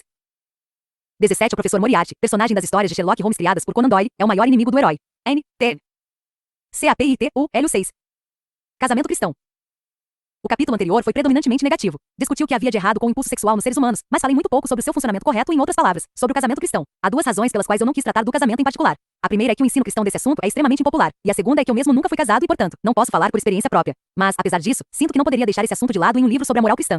A ideia cristã de casamento está baseada nas palavras de Cristo de que um homem e uma mulher devem ser um só corpo, pois é isso que as palavras, uma só carne, significam, e os cristãos acreditam que, quando ele disse isso, não estava expressando um sentimento, mas declarando um fato. Da mesma forma que declara um fato quem diz que a chave e a fechadura são um único sistema, ou que um violino e seu arco formam um único instrumento musical. O inventor da máquina humana quis nos dizer que as suas duas metades, a feminina e a masculina, foram feitas para serem combinadas aos pares, e não simplesmente quanto ao aspecto sexual, mas combinados em todos os aspectos. A monstruosidade da relação sexual fora do casamento é que aqueles que se entregam a ela estão tentando isolar um tipo de união, a sexual, de todos os outros tipos de união que deveriam acompanhá-la para constituir a união total. A atitude cristã não significa que haja algo de errado com o prazer sexual mais do que com o prazer de comer, e sim que você não deve isolar o prazer sexual e tentar obtê-lo sozinho, da mesma forma que você não deve tentar obter os prazeres do gosto sem engolir e digerir, mastigando o alimento e cuspindo de novo. Por consequência, o cristianismo ensina que o casamento deve durar por toda a vida. É claro que há uma diferença aqui entre as diversas igrejas com relação a isso, algumas não admitem qualquer tipo de divórcio, ao passo que outras o permitem de forma relutante em casos bem específicos. É uma grande pena que os cristãos discordem sobre uma questão como essa, mas para um leigo, deve-se notar que todas as igrejas concordam entre si sobre o casamento muito mais do que com qualquer outro assunto do mundo externo. Re-homem ao fato de todas elas terem o divórcio como algo parecido com uma incisão em um corpo vivo, uma espécie de cirurgia. Alguns deles acham que essa operação é tão brutal que não deve ser realizada em hipótese alguma. Outros admitem que ela é um remédio radical a ser ministrado somente em casos extremos. Em comum, todos concordam que isso é mais parecido com uma amputação de membros do corpo do que com a dissolução de uma sociedade ou com a deserção de uma unidade militar. Mas causa repúdio a todos a ideia de que o divórcio é um simples reajuste entre parceiros, a ser realizado sempre que as pessoas sintam que não estão mais apaixonadas umas pelas outras, ou quando uma das duas se apaixona por outra pessoa. Antes de considerarmos essa visão moderna em sua relação com a castidade, não podemos deixar de considerá-la em relação a outra virtude, a justiça, a qual, como disse anteriormente, inclui o cumprimento de promessas. Agora, todos aqueles que já foram casados em uma igreja fizeram uma promessa solene, pública, de serem leais ao seu parceiro até a morte. O dever de manter essa promessa não tem nenhuma relação especial com a moralidade sexual, mas está em pé de igualdade com as demais promessas. Se, como as pessoas modernas insistem em dizer, o impulso sexual é igual a todos os nossos demais impulsos, então ele deve ser tratado como igual e, portanto, já que o gozo de todo e qualquer impulso é controlado por nossas promessas, este também deve ser. No entanto, se como penso, ele não é igual a nossos demais impulsos, mas se encontra morbidamente em amado, devemos nos acautelar no sentido de não permitir que ele nos leve à desonestidade. Alguém poderia replicar dizendo que considera a promessa feita na igreja uma mera formalidade que nunca pretendeu manter. A quem então ele estava tentando enganar quando a fez? A Deus? Isso teria sido realmente pouco inteligente. A si mesmo? Tampouco seria isso muito mais sábio. A noiva, ou ao noivo, ou aos sogros. Isso teria sido traição. Penso que o mais comum é que o casal, ou um deles, esperava enganar o público. Eles desejavam a respeitabilidade que é associada ao casamento, mas sem a intenção de pagar o preço, isto é, eles foram impostores e trapacearam. Se eles teimam em ser trapaceiros satisfeitos, não terei nada a lhes dizer, pois quem exortaria pessoas que jamais desejaram ser honestas a seguir o nobre, porém penoso, dever da castidade? Mas se eles caírem em si e desejarem ser honestos, a promessa que já fizeram acabará por constrangê-los. Tudo isso, como você pode notar, está circunscrito no âmbito da justiça, e não da castidade. Se as pessoas não acreditarem no casamento permanente, talvez fosse melhor que vivessem juntas sem se casar do que fazer votos que não pretendessem manter. É verdade que vivendo juntas sem se casar elas serão culpadas, aos olhos cristãos, de fornicação, mas um erro não compensa o outro, ou seja, a falta de castidade não é amenizada se acrescentamos a ela o perjúrio. A ideia de que estar apaixonado é a única razão para permanecer casado realmente não deixa espaço para o casamento como contrato ou promessa. Se o amor for tudo, então a promessa não pode acrescentar nada, e se não acrescenta nada, então não pode ser feita. O curioso é que os próprios amantes, enquanto permanecerem realmente apaixonados, sabem disso melhor do que aqueles que falam muito sobre o amor. Como Chesterton destacou, pessoas apaixonadas têm a tendência natural de se amarrarem com promessas. Haja vista que as canções de amor por todo mundo estão cheias de juras de fidelidade eterna. A lei cristã não exige do amor algo que é alheio à sua natureza. Exige apenas que os amantes levem a sério algo que a própria paixão os anima a fazer. E é claro que a promessa, que foi feita quando estava apaixonado e porque estava apaixonado, de ser eu amada até a morte me induz ao compromisso de ser eu mesmo quando a paixão for embora. Uma promessa tem de ser sobre ações que eu tenho condições de realizar, e ninguém pode prometer sentir algo para sempre. Como não é possível prometer deixar de ter dores de cabeça ou de sentir fome. Mas qual, se me permite perguntar, seria a utilidade de manter duas pessoas juntas, se estas deixaram de estar apaixonadas? Há muitos motivos claros e sociais, por exemplo, para prover um lar para as crianças, para proteger a mulher, que provavelmente sacrificou ou prejudicou a sua própria carreira ao se casar, de ser descartada sempre que o homem se cansar dela. Mas há outra razão da qual estou convencido, embora eu a ache um pouco difícil de explicar. É difícil porque tanta gente não consegue se dar conta de que, quando B é melhor do que C, A deve ser bem melhor do que B normalmente. As pessoas gostam de pensar em termos de bom e ruim, mas não, de bom, melhor e o melhor de todo ou de ruim, pior e o pior de todos. Elas querem saber se você julga que o patriotismo é algo bom. Se você responder que é bem melhor do que o egoísmo individual, mas que é inferior à caridade universal, e que é preciso dar lugar à caridade universal quando as duas coisas entrarem em conflito, vão dizer que você está sendo evasivo. Elas querem saber o que você pensa sobre o duelo. Se você responder que é bem melhor perdoar uma pessoa do que duelar com ela, mas que um duelo é melhor do que a inimizade perpétua que se expressa em esforços secretos de derrubar o oponente, elas se queixam de que você não lhes deu uma resposta franca e direta. Espero que ninguém cometa esse equívoco quanto ao que eu vou dizer agora. O que chamamos de estar apaixonado é um estado de graça e sob vários aspectos, ele é benéfico para nós, uma vez que nos ajuda a nos tornar generosos e corajosos, abrindo os nossos olhos não apenas para a beleza da pessoa amada, mas para todo tipo de beleza, e fazendo com que domemos nossa sexualidade meramente animal, especialmente no começo. Nesse sentido, o amor é o grande conquistador do desejo. Ninguém em sua consciência negaria que estar apaixonado é bem melhor do que a sensualidade comum ou frio egocentrismo. Mas, como eu disse anteriormente, a coisa mais perigosa que você pode fazer é pegar qualquer impulso da nossa própria natureza e estabelecê-lo como uma coisa que deve ser seguida a todo custo. Estar apaixonado é algo bom, mas não é a melhor coisa do mundo. Há muitas outras coisas piores do que isso, mas também há coisas bem melhores. Você não pode tornar o estar apaixonado o fundamento de toda a sua vida. Trata-se de um sentimento nobre, mas que não deixa de ser apenas um sentimento. Não se pode partir do pressuposto de que algum sentimento perdure com força total, nem mesmo que perdure. O conhecimento pode durar, os princípios podem durar, os hábitos podem durar, mas os sentimentos são estáveis. E de fato, seja o que for que as pessoas possam dizer, o estado que se chama de apaixonado normalmente não perdura. Se o nau dos contos de fada, e viveram felizes para sempre, for tomado no sentido de que eles se sentiram ao longo dos 50 anos seguintes da mesma forma que se sentiram antes de se casarem, então isso nunca foi e nem será verdade. E seria altamente indesejável se fosse. Quem poderia suportar viver nesse enlevo mesmo por 5 anos? O que seria do seu trabalho, do seu apetite, do seu sono, de suas amizades? Mas é claro que deixar de estar apaixonado não precisa significar deixar de amar. Amar, nesse segundo sentido, como algo distinto de estar apaixonado, não é meramente um sentimento. Trata-se de uma profunda unidade, mantida pela vontade e fortalecida deliberadamente pelo hábito, reforçada pela graça, no caso dos matrimônios cristãos, que ambos os parceiros pedem a Deus e dele recebem. É perfeitamente possível que eles sintam esse amor um pelo outro mesmo naqueles momentos em que algo no outro lhes desagrada. Da mesma forma que você ama a si mesmo quando algo em você lhe desagrada. Consegue manter esse amor aceso mesmo quando, caso se descuidassem, facilmente se apaixonariam por outra pessoa. Estar apaixonado foi o primeiro passo para eles prometerem fidelidade um ao outro, e o amor, que é mais sereno, permite-lhes cumprir a promessa. É esse amor o combustível que faz o motor do casamento funcionar. Estar apaixonado foi a ignição que deu partida. Você tem liberdade para discordar de mim e dizer, ele mal sabe do que está falando, já que não é casado, e você pode até ter razão, mas, antes de dizer isso, tenha certeza de que seu juízo proceda de sua própria experiência e da observação da vida de seus amigos, e não de ideias que você tenha tirado de filmes e romances. Isso não é tão fácil de fazer quanto as pessoas pensam. Nossa experiência é profundamente influenciada pelos livros, pelas peças de teatro e pelo cinema, que demanda paciência e habilidade se desvencilhar dessas coisas e separá-las do nosso aprendizado da vida real. As pessoas adquirem dos livros a ideia de que, se você se casou com a pessoa certa, pode ter a expectativa de continuar apaixonado para sempre. O resultado disso é que, quando descobrem que não estão mais nesse estado, elas pensam que isso é prova de que cometeram um erro e que têm direito a uma mudança, sem se dar conta de que, quando elas tiverem mudado de parceiro, o glamour se esvairá do novo amor da mesma forma que foi embora do anterior. Nesse departamento da vida, assim como em qualquer outro, no começo tudo é movido pelas emoções, mas elas não duram. O tipo de emoção que um garoto sente com a ideia de se tornar piloto não persistirá quando ele ingressar na Força Aérea e começar a voar de verdade. A emoção que você sente ao ver um lugar prazeroso pela primeira vez acaba quando você passar a viver lá de fato. Será que isso significa que seria melhor não aprender a voar nem viver num lugar bonito? De forma nenhuma. Em ambos os casos, quando a primeira emoção se extinguir, será substituída por um tipo de interesse mais sereno e duradouro. Além do mais, e dificilmente encontro palavras para lhe dizer o quanto penso que isso é importante. São apenas aquelas pessoas que estão prontas para se submeter à perda da emoção e partem para o interesse sóbrio que tem mais chance de encontrar novas emoções numa direção bem diferente. A pessoa que aprendeu a voar e se tornou um bom piloto, de repente poderá despertar para a música. A pessoa que saiu em busca de viver num paraíso poderá descobrir a jardinagem. Tal realidade é, penso eu, uma parte mínima do que Cristo quis dizer quando falou que uma coisa não viverá de fato enquanto não morrer primeiro. Simplesmente não adianta tentar manter vivo nenhum tipo de emoção. Essa é precisamente a pior coisa que você pode fazer. Deixe a emoção passar. Deixe extinguir-se, passe por esse período de morte e chegue ao período mais sereno de interesse e felicidade que se seguirão, e descobrirá que estará vivendo em um mundo repleto de novas emoções. Mas se você decidir fazer das emoções sua dieta regular e tentar prolongá-las artificialmente, cada uma delas ficará cada vez mais fraca, mais limitada, e você se tornará um velho entediado e desiludido pelo resto da vida. É porque tão poucas pessoas entendem isso que você vai encontrar tantos homens e mulheres de meia idade murmurando sobre a sua juventude perdida, justamente na idade em que novos horizontes deveriam estar surgindo e novas portas se abrindo em torno deles. É muito mais divertido aprender a nadar do que ficar eterna e desesperadamente, tentando reviver o sentimento que você teve quando foi remar pela primeira vez na infância. Outra noção que adquirimos a partir dos romances e do teatro é que se apaixonar é algo completamente irresistível, algo que simplesmente contraímos como um sarampo. E pelo fato de acreditarem nisso, algumas pessoas casadas jogam a toalha e cedem assim que acham que estão se sentindo atraídas por outra pessoa. Mas estou propenso a crer que essas paixões irresistíveis são bem mais raras na vida real do que nos livros, ao menos quando se trata de adultos. É natural que, encontrando uma pessoa que é bonita, inteligente e simpática, admiremos e amemos essas qualidades que ela possui. Mas será que não é a nós que cabe julgar se esse amor deve ou não se transformar no que chamamos de estar apaixonado? Não há dúvida de que, se nossa mente estiver cheia de romances, peças de teatro e músicas sentimentais, e nosso corpo estiver repleto de álcool, tenderemos a encarar qualquer amor como esse tipo de amor, da mesma forma que a água da chuva tenderá a correr para qualquer valeta que se formar pelo caminho e que, se você usar óculos com lentes cor-de-rosa, verá tudo cor-de-rosa. Mas tudo isso é culpa sua. Antes de deixar a questão do divórcio, gostaria de distinguir duas coisas que as pessoas muitas vezes confundem. Uma delas é a concepção cristã de casamento, a outra é uma questão bem diferente. Até que ponto os cristãos, sejam eles eleitores ou parlamentares, devem tentar impor suas visões do casamento ao restante da comunidade, incorporando às leis do divórcio. Uma grande quantidade de pessoas parece pensar que, se alguém é cristão, deve então dificultar o divórcio para todas as pessoas. Não penso assim. No mínimo, sei que ficaria muito bravo se os muçulmanos tentassem impedir o restante do mundo de tomar vinho. Minha própria visão é que as igrejas devem reconhecer francamente que a maioria do povo não é cristã, e portanto, não se pode esperar que vivam como se fossem cristãos. Deve haver dois tipos diferentes de casamento, um governado pelo Estado com regras impostas a todos os cidadãos, e outro governado pela igreja, com regras impostas por ela aos seus membros. A distinção deve ser bem clara, de modo que uma pessoa saiba distinguir casais que estão casados, no sentido cristão, daqueles que não a são.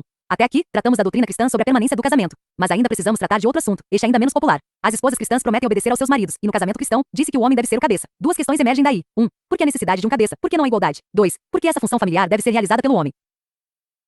A necessidade de haver um cabeça é derivada da ideia de que o casamento é permanente. É claro que, desde que o marido e a esposa estejam de acordo, não há necessidade de um cabeça. E podemos esperar que esse seja o estado normal das coisas no casamento cristão. Mas o que fazer quando há um desacordo real? É claro que se deve conversar sobre o assunto, mas estou pressupondo que eles já tenham feito isso e mesmo assim não tenham chegado a um acordo. O que fazer nesse caso? Eles não têm como decidir por voto majoritário. Certamente, apenas uma ou outra destas duas coisas pode acontecer. Ou eles têm de se separar, e cada um segue seu próprio caminho. Ou algum dos dois será um voto de Minerva, ou seja, um deles dará o voto que decidirá a situação. Se o casamento é permanente, uma ou outra parte deve, em última instância, ter o poder de decidir a política da família, pois não é possível ter uma associação permanente sem uma constituição. 2. Se há necessidade de um cabeça, por que seria o homem? Bem, para começo de conversa, será que há algum desejo sério de que seja mulher? Como eu disse, não sou casado, mas até onde posso ver, nem mesmo a mulher que deseja ser o cabeça da sua própria casa normalmente admira que isso aconteça na casa do vizinho. É mais provável que ela diga: pobre senhor fulano, não entendo como ele pode deixar aquela mulher horrorosa mandar nele daquele jeito. Também não acho que ela caria muito lisonjeada quando alguém mencionasse o seu próprio papel de comando. Deve haver algo pouco natural nas mulheres comandando seus maridos, pois elas próprias se envergonham disso e desprezam os maridos que são frouxos. Mas há outra razão, e aqui vou falar com toda franqueza a partir da minha condição de solteiro, pois essa razão pode ser mais clara a partir de fora do que de dentro. As relações da família para com o mundo externo, o que pode ser chamado de política externa, deve depender, em última instância, do homem, porque ele deve ser, e normalmente é, muito mais justo com as pessoas de fora.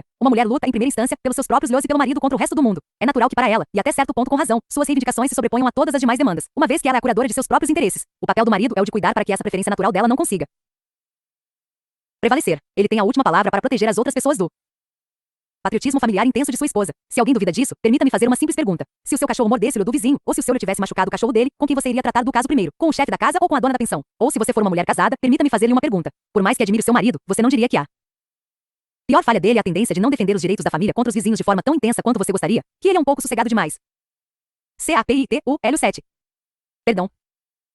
Eu disse no capítulo anterior que a castidade é a menos popular das virtudes cristãs, mas já não tenho tanta certeza disso. Acho que a outra é ainda mais impopular. Ela está estabelecida na regra cristã: ame ao próximo como a si mesmo, porque na moral cristã o seu próximo inclui o seu inimigo, e assim temos de encarar o terrível dever de perdoar nossos inimigos. Todo mundo diz que o perdão é uma atitude maravilhosa até que tenham algo para perdoar, como tivemos durante a guerra. Nessas horas, só de tocar no assunto as pessoas reagem com gritos de revolta. Não está em jogo se elas pensam que esta seja uma virtude muito elevada ou difícil. Na verdade, para essas pessoas ela é detestável e desprezível. Esse tipo de conversinha me dá náusea, dizem. E metade das pessoas se vira logo para me perguntar: como você acha que seria ter de perdoar a Gestapo se você fosse um polonês ou um judeu? Eu também me faço essa pergunta com frequência. Da mesma forma que quando o cristianismo me diz para não negar minha religião nem mesmo para me salvar da morte pela tortura, pergunto-me muitas vezes o que faria se as coisas chegassem a esse ponto. Não estou tentando lhe dizer neste livro o que eu faria. É possível que eu faça muito pouco. Estou tentando lhe mostrar o que é o cristianismo. Eu não o inventei. E bem ali, no seu âmago, encontro as palavras: perdoa as nossas dívidas, assim como perdoamos aos nossos devedores. Não há a menor brecha para se concluir que nos é oferecido perdão em quaisquer outros termos. Está perfeitamente claro que, se não perdoarmos, não seremos perdoados. Não há alternativa quanto a isso. Então, o que fazer? De qualquer forma, não é nada fácil, mas penso que há duas coisas que possamos fazer para facilitar as coisas. Se você quiser aprender matemática, não vai começar pelo cálculo diferencial e integral, mas pela aritmética.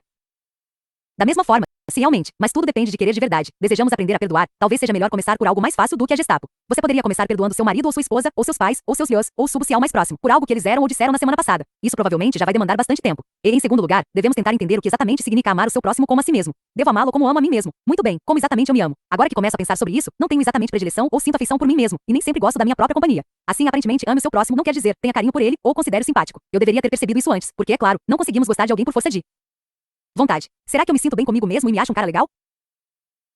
Bem, temo que às vezes sim, e esses sem dúvida são os meus piores momentos, mas não é por isso que eu me amo. Na verdade, é o contrário. Meu amor próprio faz com que eu me ache um cara legal, mas me achar um cara legal não é o motivo de eu me amar. Assim, amar meus inimigos também parece não significar que nós os achemos legais, e isso é um enorme alívio, pois uma boa parcela das pessoas imagina que perdoar nossos inimigos significa supor que eles não são tão maus assim quando está mais do que claro que eles o são. Vamos dar um passo adiante. Nos meus momentos mais sóbrios, além de não me considerar um sujeito legal, sei que sou um sujeito bem perverso. Reconheço algumas das coisas que jazei com horror e asco. Assim, aparentemente, estou autorizado a ter asco e odiar algumas coisas que meus inimigos fazem. Agora que estou pensando sobre isso, lembro-me de alguns professores cristãos que me disseram há muito tempo que devo odiar as ações de uma pessoa má, mas não a pessoa má, ou como eles diriam, odiar o pecado, mas não o pecador. Por muito tempo, considerei essa uma distinção ingênua e enganosa, pois como é que você poderia odiar o que uma pessoa fez sem odiá-la? Mas, anos depois, ocorreu-me que havia um homem com o qual eu estava fazendo isso o tempo todo, eu mesmo. Por mais que eu possa desgostar de minha própria covardia, prepotência ou avareza, continua a me amar. Nunca tive a menor dificuldade quanto a isso. Na verdade, o real motivo pelo qual eu detestava essas coisas era porque eu amava esse homem. Era só porque eu me amava e ficava triste por ser o tipo de pessoa que fazia aquelas coisas. Consequentemente, o cristianismo não quer que reduzamos nem por um milímetro o ódio que sentimos pela crueldade e pela traição. Devemos mesmo odiar essas atitudes. Não é preciso retirar nenhuma palavra que dissemos sobre elas. Mas ele deseja que nós odiemos as coisas em si, ou seja, devemos ficar tristes porque a pessoa fez tais coisas e esperar, se isso for possível, que, de alguma forma, em algum momento e lugar, ela possa ser curada e voltar a ser humana. Faça o seguinte teste. Suponha que alguém leia uma história de atrocidades hediondas no jornal e, em seguida, que um acontecimento sugerisse que a história não era bem verdade ou não fosse tão atroz quanto pareceu. Será que a sua primeira reação seria dizer, graças a Deus que eles não foram tão ruins assim? Ou seria de cara decepcionado e disposto a apegar-se à primeira versão pelo puro prazer de poder pensar muito mal dos seus inimigos? Se for a segunda alternativa, então, temo que será o primeiro.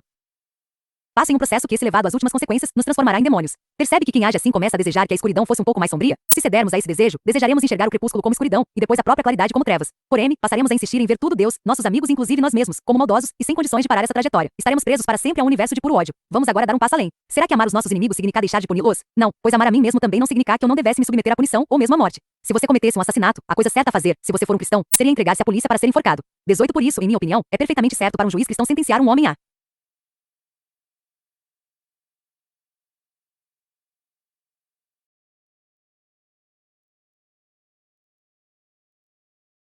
a morte, ou para um soldado cristão matar um inimigo. Sempre pensei assim, desde que eu me tornei cristão, e muito antes da guerra, e continuo pensando assim, mesmo agora que estamos em paz. Não adianta ficar citando, não matarás. Há duas palavras gregas, a palavra comum para matar e a palavra assassinar, e quando Cristo cita esse mandamento, ele usa a palavra para assassinato nos três relatos, o de Mateus, o de Marcos e o de Lucas. E me disseram que existe a mesma distinção no hebraico. Nem todo ato de matar é um assassinato, da mesma forma que nem toda relação sexual é um adultério. Quando os soldados chegaram perguntando a João Batista o que deveriam fazer, ele nunca sugeriu nem de longe que eles deveriam deixar o exército. Cristo também não fez isso quando se encontrou com o capitão romano que eles chamavam de centurião. A ideia do cavaleiro, o cristão armado em defesa de uma boa causa, é um dos grandes conceitos cristãos. A guerra é algo horrendo, e posso até respeitar um pacifista honesto, apesar de achar que ele está redondamente enganado. O que não posso entender é aquela espécie de semipacismo de hoje, que dá às pessoas a ideia de que, diante do dever de lutar, você deveria fazê-lo contrariado e até mesmo envergonhado. É esse sentimento que rouba uma grande quantidade de magníficos jovens cristãos que se alistaram de algo a que tem direito, algo que é o acompanhamento natural da coragem, um tipo de regozijo e engajamento total. Muitas vezes me peguei pensando como teria sido se, na época em que servi na Primeira Guerra Mundial, eu e algum jovem alemão matássemos um ao outro ao mesmo tempo e nos encontrássemos logo depois da morte. Não consigo imaginar que algum de nós sentiria um pingo de ressentimento ou qualquer constrangimento. Penso que teríamos, na verdade, caído no riso juntos. Imagino que alguém pudesse levantar a seguinte objeção: bem, se me permitem condenar os atos do inimigo, puni-lo e matá-lo. Que diferença poderia haver entre a moralidade cristã e a visão comum? Faz toda a diferença. Lembre-se que nós, cristãos, pensamos que as pessoas vivem para sempre, portanto, o que realmente importa são aquelas pequenas marcas ou distorções na parte de dentro, no âmago da alma que irão transformá-lo no longo prazo em uma criatura celestial ou infernal. Podemos até matar, se for necessário, mas não devemos alimentar o ódio ou curti-lo. Podemos até punir, se preciso for, mas não devemos ter prazer nesse ato. Em outras palavras, algo dentro de nós, o ressentimento, o desejo de revanche, deve ser simplesmente aniquilado. Não quero dizer com isso que alguém seja capaz de decidir que jamais vai ter tais sentimentos de novo, pois não é assim que as coisas funcionam. Quero dizer que toda vez que isso vier à tona, no dia a dia, ano após ano, por toda a nossa vida, devemos reprimi-lo. Trata-se de um trabalho árduo, mas que não é impossível. Mesmo se a guerra nos leva a matar e a punir, o nosso dever é sentir com relação ao inimigo mesmo. Sentimento que teríamos conosco, desejando que ele não fosse mal, esperando que ele possa, nesta vida ou na próxima, ser curado em suma, desejar-lhe bem. É isso que a Bíblia quer dizer quando diz que devemos amá-lo, desejando-lhe o bem, não tendo simpatia por ele, nem dizendo que ele é legal quando não é. Admito que isso signifique que devo amar pessoas que não são nada amáveis. Mas, pergunto-me, será que nós mesmos temos algo de amável? Ou nos amamos porque na verdade amamos nosso eu? A intenção de Deus é que amemos todos os eus da mesma forma e pelo mesmo motivo, mas ele já nos deu o resultado certo da conta para depois nos ensinar como ela funciona. Então, resta-nos ir em frente e aplicar a mesma regra aos demais entes humanos. Isso será mais fácil se nos lembrarmos de que é assim que ele nos ama, não por quaisquer qualidades belas ou atrativas que julguemos possuir, mas só porque somos as criaturas dotadas de existência pessoal, pois, na verdade, não há nada em nós digno de amor, criaturas como nós que, na verdade, encontram tanto prazer no ódio, que abrir mão dele é tão difícil quanto se abster da cerveja ou do cigarro. 18 A pena de morte estava em vigor no Reino Unido na época de Lewis. A última execução por enforcamento, antes da prática ser abolida, foi em 1964. N.I. CAPITUL 8. O grande pecado. Estou chegando agora àquela parte da moral cristã que vai distingui-la mais nitidamente de todas as outras morais. Há um vício do qual ninguém no mundo está livre, que todas as pessoas no mundo abominam quando notam na outra pessoa, e de que dificilmente alguém, exceto um cristão, jamais se imagina culpado. Já ouvi pessoas admitirem que são mal-humoradas ou que não conseguem se controlar com relação às mulheres ou à bebida, ou até mesmo que são covardes. Acho que nunca vi um não cristão assumir esse vício. E, ao mesmo tempo, raríssimas vezes encontrei alguém que não fosse cristão mostrar-se tolerante com relação a esse vício nos outros. Não há defeito que torne uma pessoa menos popular, e nenhum do qual tenhamos menos consciência do que esse vício. E, quanto mais nós o temos, mais o detestamos nos outros. O vício que me é o orgulho ou a presunção, e a virtude oposta a ele, na moral cristã, é chamada de humildade. Você deve se lembrar de que, quando falei da moralidade sexual, eu alertei para o fato de que ela não era o centro da moral cristã. Bem, agora chegamos a esse ponto central. De acordo com os mestres cristãos, o pecado capital, o mal supremo, é o orgulho. A falta de castidade, a raiva, a avareza, a bebedice e tudo mais são meras tinhas em comparação. Foi pelo orgulho que o diabo se tornou o diabo. O orgulho leva a todos os outros vícios. Trata-se do estado de mente completamente contrário a Deus. Parece que estou exagerando? Se você acha isso, sugiro que pense melhor. Destaquei há pouco tempo que, quanto mais orgulhosa for uma pessoa, mais ela detesta o orgulho nas outras. Na verdade, se você quiser descobrir o quanto é orgulhoso, a forma mais fácil de fazê-lo é perguntar-se: quanto eu detesto quando outras pessoas me inferiorizam ou se recusam a me dar atenção, ou dão palpite, ou são condescendentes comigo, ou são exibidas. O ponto em questão é que o orgulho de cada pessoa está concorrendo com o orgulho de todos os demais. É porque eu quis ser o destaque da festa que estou tão chateado que outra pessoa tenha sido. Dois bicudos não se bicam. O que essa frase evidencia é que o orgulho é essencialmente competitivo, e o é por sua própria natureza, enquanto os demais vícios são competitivos apenas, por assim dizer, por acidente. O orgulho não tem prazer em ter algo, mas apenas em ter mais do que o próximo. Dizemos que as pessoas são orgulhosas de serem ricas, ou inteligentes, ou belas, mas elas não são. Elas se orgulham de serem mais ricas, mais inteligentes e mais bonitas do que os outros. Se todo mundo se tornasse igualmente rico, inteligente e bonito, não haveria do que se orgulhar. É a comparação que faz uma pessoa orgulhosa, o prazer de estar acima dos demais, uma vez que o elemento da competição tenha sido eliminado, o orgulho também o será. Por essa razão que sustento que o orgulho é essencialmente competitivo, mas de uma forma que os outros vícios não são. O impulso sexual pode levar dois homens a competir, se ambos desejam a mesma garota, mas isso só se dá por acidente, uma vez que eles também poderiam ter desejado duas garotas diferentes. Mas um homem orgulhoso vai tomar a sua garota de você não porque ele a deseja, mas apenas para provar a si mesmo que ele é mais homem do que você. A ganância pode levar duas pessoas a competirem, se não tiverem recursos suficientes, mas o homem orgulhoso, mesmo que tenha mais do que poderia querer, vai tentar conseguir mais só para arrar seu poder. Quase todos aqueles males do mundo que as pessoas atribuem à cobiça e ao egocentrismo são, na verdade, muito mais resultado do orgulho. Tomemos como exemplo o caso do dinheiro. A avareza certamente fará com que o homem queira dinheiro para ter uma casa melhor, férias melhores alimentos e bebidas, mas apenas até certo ponto. O que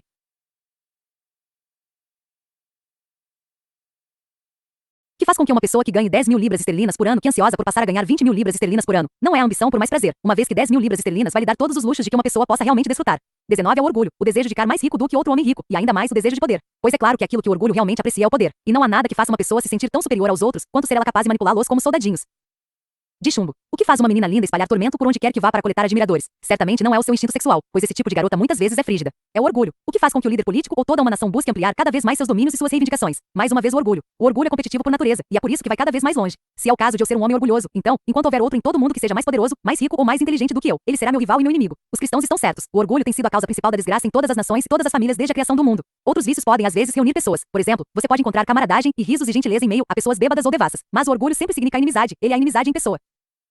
E não apenas inimizade entre pessoas, mas inimizade para com Deus.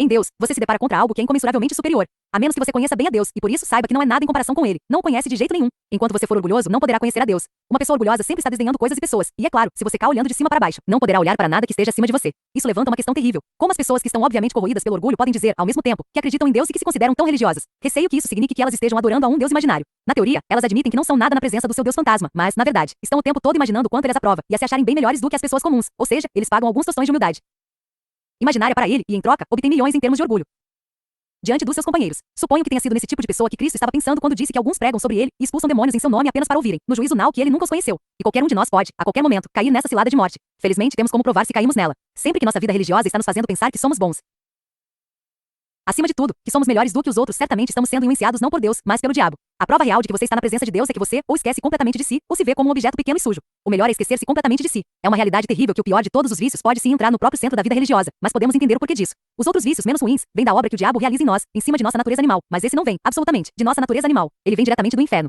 É puramente espiritual e, consequentemente, é bem mais sutil e mortal. Pela mesma razão, o orgulho pode muitas vezes ser usado para derrotar os vícios mais simples. Os professores, na verdade, muitas vezes apelam ao orgulho do aluno, ou como eles preferem dizer, a autoestima, a aim de fazê-lo assumir um bom comportamento. Muita gente já venceu a covardia ou o desejo, ou ainda o mau humor aprendendo a pensar que essas coisas estão aquém de sua dignidade, isto é, pelo orgulho. O diabo cai na gargalhada e fica muito contente em vê-lo tornando-se casto, cheio de coragem e autocontrole desde que nesse tempo ele esteja instaurando em nós a ditadura do orgulho, da mesma forma que ele ficaria bem contente de ver as suas frieiras curadas se lhe fosse permitido em troca enviar-lhe câncer, pois o orgulho é um câncer espiritual, tendo em vista que corrói a própria possibilidade do amor ou do contentamento, ou mesmo do bom senso. Antes de analisarmos esse assunto, tenho de me precaver contra alguns possíveis mal-entendidos. 1. O prazer em ser elogiado não é orgulho. A criança que recebe um tapinha nas costas por ter feito bem a lição, a mulher cuja beleza é elogiada pelo seu amor, a alma salva para a qual Cristo diz: muito bem, cã felizes e devem mesmo car, pois nesses casos, o prazer não está no que você é, mas no fato de que você agradou alguém a quem queria. E queria com toda razão. O problema começa quando você passa do pensamento: eu agradei, tudo está bem, ao pensamento: que pessoa legal que eu devo ser por ter feito isso. Quanto mais você se agrada de si mesmo e menos se agrada do elogio, pior estará se tornando. Se você só se compraz de você mesmo e não liga a mínima para o elogio, terá chegado ao fundo do poço. É por isso que a vaidade, apesar de ser o tipo de orgulho que aparece mais, é, na verdade, o tipo menos ruim e mais perdoável. A pessoa vaidosa deseja de mais elogio, aplauso e admiração, e está sempre buscando-os. Trata-se de um defeito, mas um defeito infantil, e por incrível que pareça que envolve humildade, pois mostra que você ainda não está completamente satisfeito com sua admiração própria. Você valoriza as outras pessoas o suficiente para querer que elas olhem para você. Na verdade, você ainda está sendo humano. O orgulho realmente obscuro e diabólico vem quando você está tão acostumado a olhar para os outros de cima para baixo que não liga para o que eles pensam de você. É claro que muitas vezes está totalmente certo. Aliás, pode até ser nosso dever não ligar para o que pensam de nós, desde que o façamos pelo motivo certo, a saber, porque damos um valor incomparável ao que Deus pensa, mas a pessoa orgulhosa tem uma razão diferente para não ligar. Ela diz: por que eu deveria ligar para o aplauso daquela ralé se a opinião dela não vale nada? E mesmo se a opinião dela valesse alguma coisa, desde quando eu sou o tipo de pessoa que cai em busca de elogios, como alguma garotinha desprezível em seu primeiro baile. Não, sou uma pessoa equilibrada, adulta, e tudo que eu usei foi para satisfazer meus próprios ideais ou minha consciência artística, ou as tradições de minha família, ou em uma palavra, porque eu sou o cara. Se a gentalha gosta disso ou não, o problema é dela. Ela não vale nada para mim. Nesse sentido, o orgulho real, profundamente impregnado, poderia agir como um teste de vaidade, pois como disse anteriormente, o diabo adora curar um defeito pequeno dando-lhe outro grande. Temos de tentar não ser vãos, mas nunca devemos acionar o orgulho para curar a nossa vaidade. 2. Dizemos que um homem tem orgulho de seu ou de seu pai ou de sua escola ou do regimento, e poderíamos nos perguntar se o orgulho nesse sentido, é um pecado. Penso que depende exatamente do que queremos dizer com estar orgulhoso. Muito frequentemente, em frases assim, a expressão tem orgulho de significar, tem uma admiração calorosa por. Uma admiração assim é claro que está muito longe de ser um pecado, mas pode, quem sabe, significar que a pessoa em questão se coloca acima das outras por causa do seu pai distinto, ou porque pertence a um regimento ilustre. Isso seria claramente um erro, mas mesmo nesse caso, seria melhor do que simplesmente ficar orgulhoso de si mesmo. Amar ou admirar qualquer coisa além de si é dar um passo para longe da mais absoluta ruína espiritual, apesar de que nunca estaremos bem enquanto amarmos e admirarmos qualquer coisa mais do que amamos e admiramos a Deus. 3. Não devemos achar que o orgulho é algo que Deus proíbe porque se ofende com ele, ou que a humildade é uma ordenança por ser algo devido à sua própria dignidade, como se o próprio Deus fosse orgulhoso. Ele não está nem um pouco preocupado com a sua dignidade. O importante para Deus é que ele seja conhecido, ou seja, quer se doar a você. E ele e você são duas coisas de tal espécie que, se você realmente tiver qualquer tipo de contato com ele, será de fato humilde e prazerosamente humilde, sentindo alívio infinito de ter se livrado de vez do peso de todas aquelas asneiras sobre a sua própria dignidade que o deixaram tão agitado e infeliz por toda a vida. Ele está tentando fazê-lo se tornar humilde, a MD. Tornar possível esse momento, tentando despí-lo de um monte de fantasias tolas e feias em que todos nós nos metemos e estamos nos aprumando por aí como os pequenos tolos que somos. Queria ter um pouco mais de humildade em mim, pois se tivesse, provavelmente poderia lhe contar mais sobre o alívio e o consolo de se despir das fantasias, de se livrar do falso eu com todos os seus ei, olhe para mim, e não sou mesmo um cara legal, e todas as suas poses e posturas. Chegar perto disso, nem que seja por um momento, é tão refrescante quanto um gole de água gelada para uma pessoa perdida no deserto. 4. Não pense que, se você se encontrar com uma pessoa realmente humilde, ela o será no sentido em que as pessoas de nem humilde hoje em dia. Ele não será o tipo de pessoa pedante e bajuladora que está sempre lhe dizendo que não é ninguém. Provavelmente tudo que você irá pensar a respeito dela é que ela parece uma pessoa alegre, inteligente que não tem interesse real no que você diz sobre ela. Se você não gosta dela, será por quê? Sente um pouco de inveja de qualquer um que parece curtir a vida com tanta facilidade. Ela não estará pensando sobre a humildade. Na verdade, não estará sequer pensando nela mesma. Se alguém quer adquirir humildade, penso que poderia lhe dizer qual é o primeiro passo: reconhecer o próprio orgulho. Trata-se de um passo bem grande, aliás, e nada poderá ser feito antes disso. Se você pensa que não está sendo prepotente, está, na verdade, sendo prepotente demais. 19. Os valores que Lewis usa como exemplo representariam hoje centenas de milhares de libras esterlinas. NI. CAPITUL 9. Caridade. Eu disse no capítulo anterior que havia 4 virtudes cardeais e 3 virtudes teologais. As 3 teologais são fé, esperança e caridade. A fé será tratada nos 2 últimos capítulos. Tratamos parcialmente da caridade no capítulo 7, mas, naquela ocasião, eu me concentrei naquela parte da caridade que se chama perdão. Gostaria agora de acrescentar algo mais a essa exposição. Primeiro, quanto ao sentido da palavra. Caridade, nos dias atuais, significa simplesmente o que costumava ser chamado de dar esmolas, isto é, ajudar os pobres. Originalmente, ela tinha um sentido muito mais amplo. Você pode ver como ela adquiriu o sentido moderno. Se uma pessoa tem a qualidade da caridade, dar aos pobres é uma das coisas mais óbvias que ela faz. E foi assim que as pessoas passaram a falar como se isso fosse tudo que está implicado na caridade. A semelhança disso, a rima é a coisa mais óbvia da poesia, de modo que as pessoas passaram a se referir à poesia como mera rima e nada mais. Caridade significa amor no sentido cristão, mas o amor, no sentido cristão, não se refere a nenhuma emoção. Não se trata de um estado do sentimento, mas da vontade, daquele estado da vontade que temos naturalmente sobre nós e devemos aprender a ter com relação às outras pessoas. Destaquei, no capítulo sobre perdão, que nosso amor por nós mesmos não quer dizer simpatia por nós mesmos, mas sim que queremos o nosso próprio bem. Da mesma forma, o amor cristão, ou caridade, pelos nossos vizinhos é algo bem diferente de gostar de ou de ter simpatia por eles. Nós gostamos, simpatizamos com certas pessoas e com outras não. É importante entender que esse simpatizar natural não é nem um pecado nem uma virtude, assim como não são nossas preferências alimentícias e sim apenas um fato. Mas é claro que nossas atitudes com relação a esses gostos podem ser pecaminosas ou virtuosas. A simpatia ou a afeição natural pelas pessoas torna mais fácil ser caridoso com elas. Por isso, normalmente é um dever encorajar as nossas afeições, gostar tanto de pessoas quanto conseguirmos. Da mesma forma que muitas vezes é nosso dever estimular em nós o gosto por exercícios ou pela comida saudável, não porque essa seja propriamente a virtude da caridade, mas porque é uma forma de nos ajudar a alcançá-la. Por outro lado, também é necessário manter-se muito atento ao perigo de que nossa simpatia por alguém nos impeça de sermos caridosos ou até injustos com os demais. Há casos até em que nossa simpatia entra em conflito com nossa caridade no que diz respeito à pessoa da qual gostamos. Por exemplo, uma mãe amorosa pode ser tentada pela afeição natural de mimar seu filho, isto é, de satisfazer seus próprios impulsos afetivos à custa da real felicidade posterior da criança. Mas, por mais que a simpatia natural devesse ser encorajada normalmente, seria bem errado pensar que o caminho para se tornar caridoso seja cara acomodado, tentando produzir sentimentos afetuosos. Algumas pessoas são frias em seu temperamento, e isso pode ser um infortúnio para elas, mas não é um pecado, tanto quanto não é pecado ter uma má digestão. E isso não as exclui da oportunidade nem serve como desculpa para elas não terem a obrigação de aprender a serem caridosas. A regra para nós é perfeitamente simples. Não perca seu tempo se preocupando se você ama o seu vizinho, haja como se os.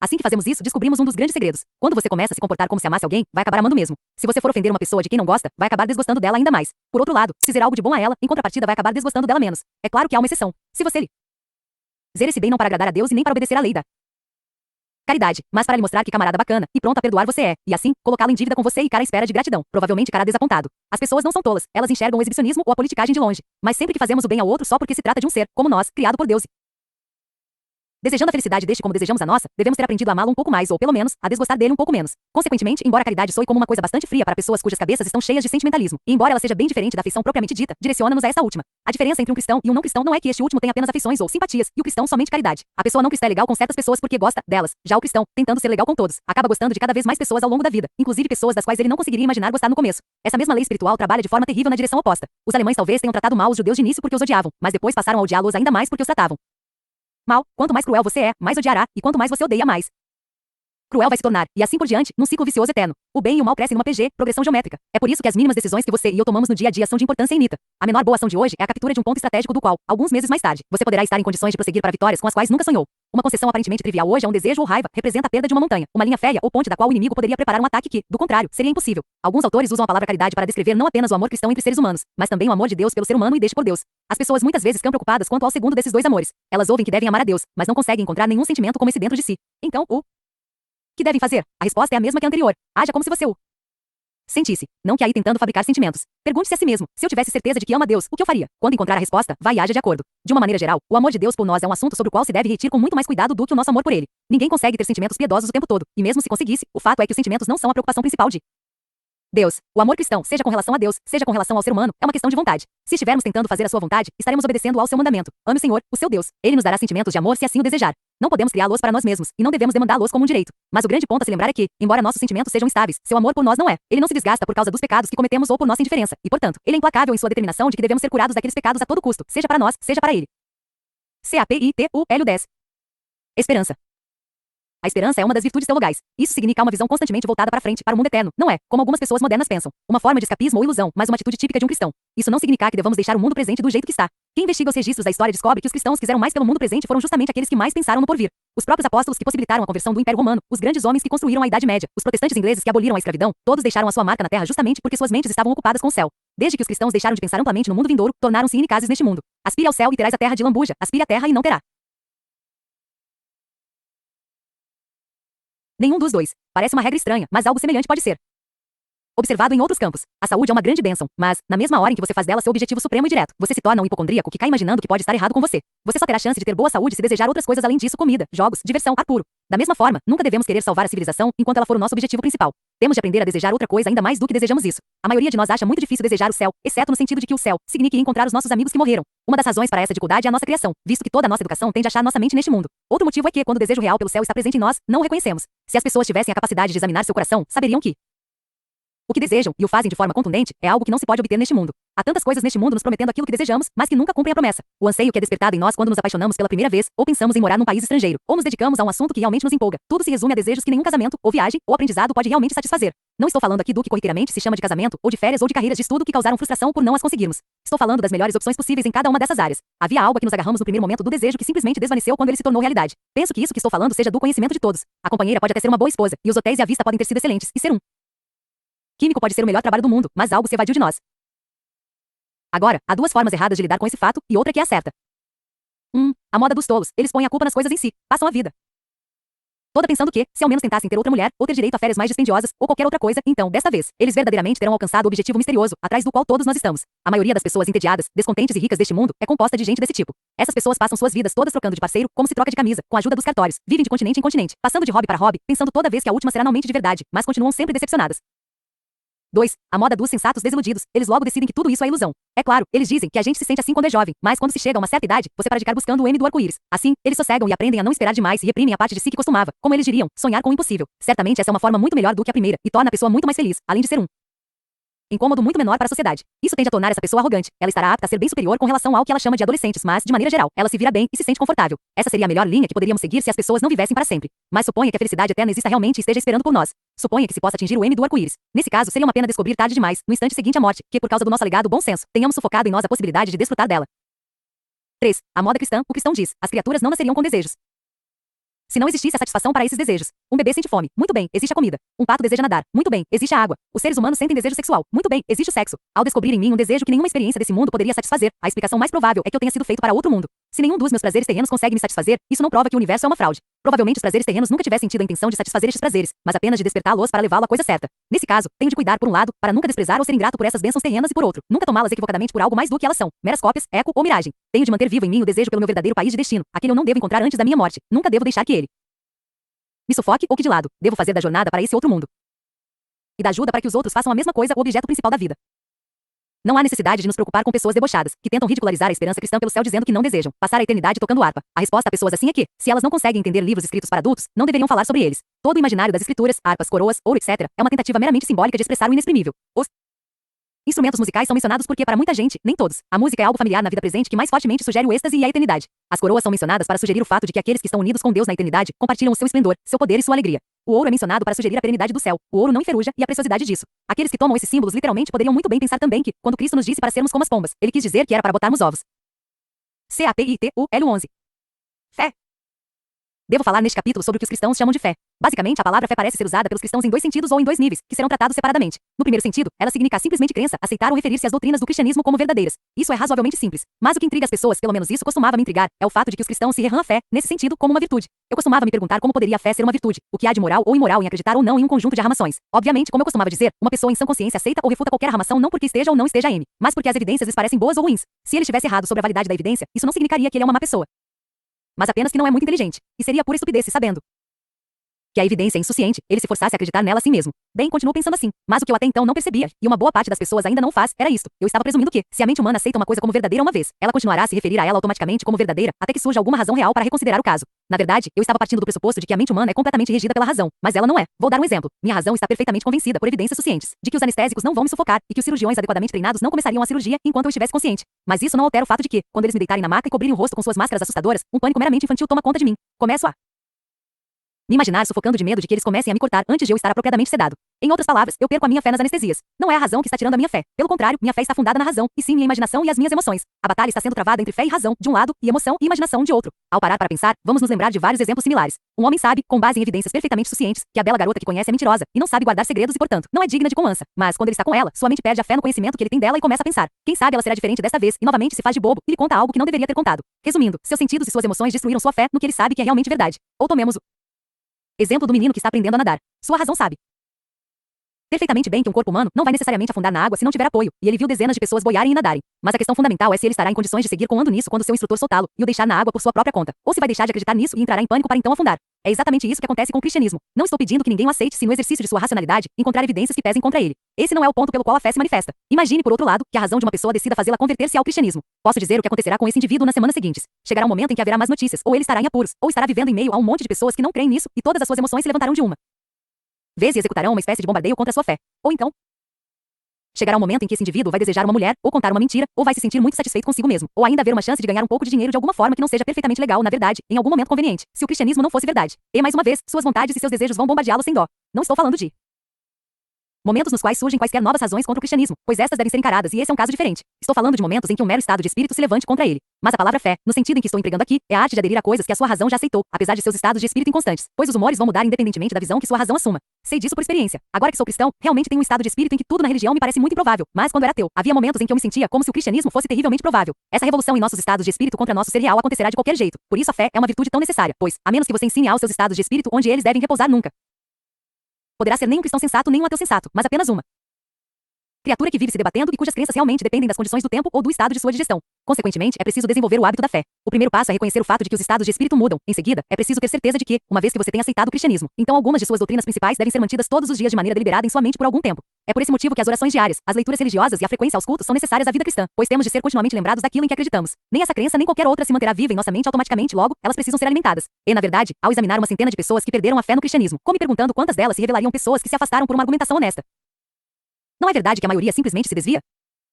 Agora, vou me voltar para a fé no segundo e mais alto sentido, e essa é a coisa mais difícil que eu tive que enfrentar até hoje. Gostaria de abordá-la retomando o tema da humildade. Você deve se lembrar quando eu disse que o primeiro passo em direção à humildade era dar-se conta de que é uma pessoa orgulhosa. Gostaria de acrescentar agora que o passo seguinte é fazer uma tentativa séria de praticar as virtudes cristãs. Uma semana não é suficiente. As coisas muitas vezes andam de vento em popa pela primeira semana. Experimente 6 semanas. A essa altura, tendo, até onde se pode ver, caído completamente ou descido a um ponto mais baixo do que aquele a partir do qual se começou, teremos descoberto algumas verdades a respeito de nós mesmos. Ninguém sabe o quanto é mal enquanto não tiver se esforçado muito para ser bom. Há uma ideia tola que, por sinal, é muito divulgada, a de que pessoas boas não sabem o que significa serem tentadas. Essa é uma mentira deslavada. Apenas aqueles que buscam resistir à tentação sabem o quanto ela é forte. Afinal de contas, só descobrimos a força do exército alemão lutando contra ele, e não nos rendendo à sua força. Só descobrimos a força do vento, quando tentamos andar no sentido contrário a ele, e não quando nos deitamos no chão. Uma pessoa que cede à tentação depois de 5 minutos simplesmente não sabe o que teria acontecido uma hora depois. É por isso que pessoas más, em certo sentido, sabem muito pouco a respeito da maldade, uma vez que vivem numa redoma pelo fato de sempre cederem. Só descobrimos a força do impulso maligno dentro de nós quando tentamos lutar contra ele. E Cristo, por ter sido o único homem que nunca cedeu à tentação, também é o único homem que conhece o que significa realmente ser tentado. Ele é o único realista completo. Muito bem, então, o ponto principal que aprendemos da tentativa séria de praticar as virtudes cristãs é que falhamos. Se houve alguma ideia de que Deus tenha nos submetido a algum tipo de exame e que devemos adquirir boas notas por mérito, tal noção tem de ser eliminada. Se houve alguma ideia de uma espécie de barganha, qualquer ideia de que poderíamos desempenhar nossa parte no contrato, e assim, por Deus em nossa lista de devedores, de modo que seja seu dever, por mera justiça, cumprir com sua parte, essa ideia também deve ser afastada. Penso que todos que possuem uma fé vaga em Deus tenham na mente essa ideia de exame ou barganha, até se tornarem cristãos. O primeiro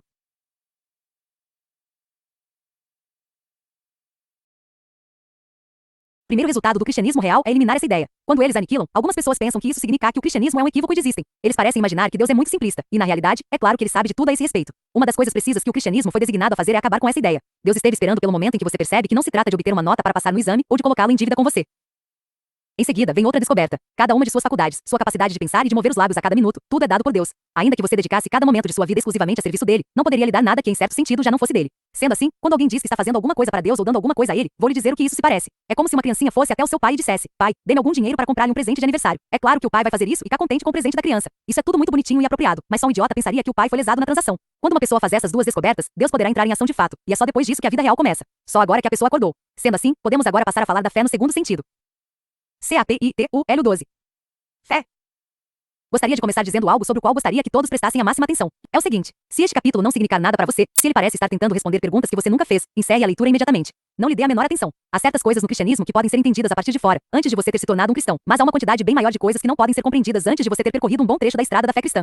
Essas coisas são puramente práticas, embora não pareçam. São direcionamentos para lidar com encruzilhadas particulares e obstáculos na estrada, e não fazem sentido enquanto a pessoa não tiver chegado a esses lugares. Sempre que você se deparar com uma armação nos escritos cristãos que não consegue compreender, não se preocupe. Deixe estar. Virá o dia, talvez só daqui a alguns anos, em que você reconhecerá de repente o que ela significa. Se você fosse entender isso na ora, só lhe faria mal. É claro que tudo isso depõe tanto contra mim como contra qualquer outra pessoa. O que estou tentando explicar nesse capítulo pode estar além da minha compreensão. Posso estar achando que cheguei lá quando, na verdade, não usei. Então, resta-me apenas pedir aos cristãos instruídos para analisarem tudo com muito cuidado para me dizerem onde foi que eu errei. E aos demais, a ouvirem o que tenho a dizer com cautela, vendo como algo que foi oferecido porque pode servir de ajuda, não porque eu tenho certeza de que estou certo. Estou tentando falar da fé no segundo sentido, o mais elevado. Acabei de dizer que a questão de fé, nesse sentido, surge depois que uma pessoa tenha se esforçado ao máximo para praticar as virtudes cristãs e descoberto que falhou. E visto que mesmo se ela conseguisse, estaria apenas dando de volta para Deus o que já pertencia a ele. Em outras palavras, ela descobre a própria falência. Mais uma vez, digo que o que importa para Deus não são nossas ações propriamente ditas. O que importa para ele é que sejamos criaturas possuidoras de certo tipo ou qualidade, o tipo que ele pretendeu que fossemos. Criaturas relacionadas a ele de certa forma. Não vou acrescentar aqui, e se relacionem de certa forma uns com os outros, porque isso já está implícito. Pois se você estiver de bem com Deus, inevitavelmente estará de bem com todos os que o rodeiam, da mesma forma que, se todos os raios de uma roda estiverem bem encaixados no centro, e no ar ao qual são atados, estarão na posição certa uns em relação aos outros.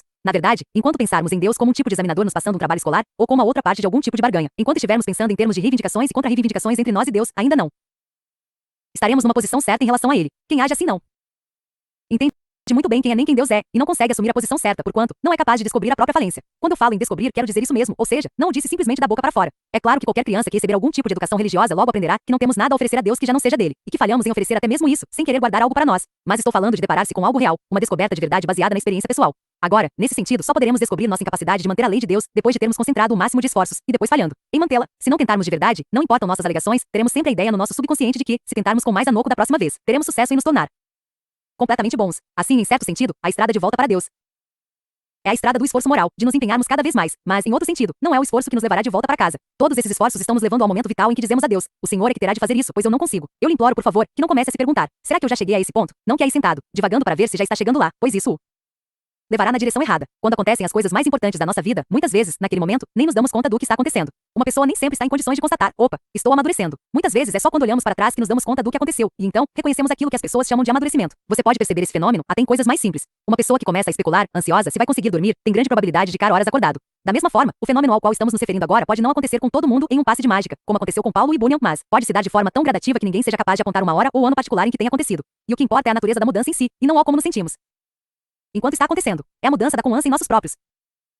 esforços para o estado em que desistimos de fazer qualquer coisa por esforço próprio e deixamos tudo por conta de Deus. Sei que as palavras deixar por conta de Deus podem ser mal compreendidas, mas vamos deixar assim por enquanto. O sentido em que um cristão deixa as coisas por conta de Deus é que ele deposita toda a sua confiança em Cristo. Isto é, acredita que Cristo, de alguma forma, compartilhará com ele a obediência humana perfeita que ele assumiu desde o seu nascimento até a sua morte de cruz. Que Cristo tornará o homem um ser mais à sua semelhança e, em certo sentido, compensará suas deficiências. Na linguagem cristã, ele compartilhará sua condição leal conosco, fazendo de nós filhos de Deus, como ele mesmo, no livro 4, tentaria analisar melhor o sentido dessas palavras. Se você preferir colocar de outra maneira, Cristo oferece algo por nada. Na verdade, ele oferece tudo por nada. Em certo sentido, toda a vida cristã consiste precisamente em aceitar essa oferta magnífica, mas o difícil mesmo é chegar ao ponto de reconhecer que tudo quisemos e podemos fazer se resume a nada. Queríamos mais é que Deus considerasse nossos pontos positivos e ignorasse os negativos, ou em outras palavras, poderíamos dizer que em certo sentido, nenhuma tentação jamais será superada enquanto não pararmos de tentar superá-la, ou seja, temos de jogar a toalha. Mas por outro lado, você não poderia parar de tentar, da forma correta, e pelo motivo certo enquanto não tiver tentado com todas as suas forças. E, em outro sentido, entregar tudo a Cristo é claro que não quer dizer que iremos parar de tentar.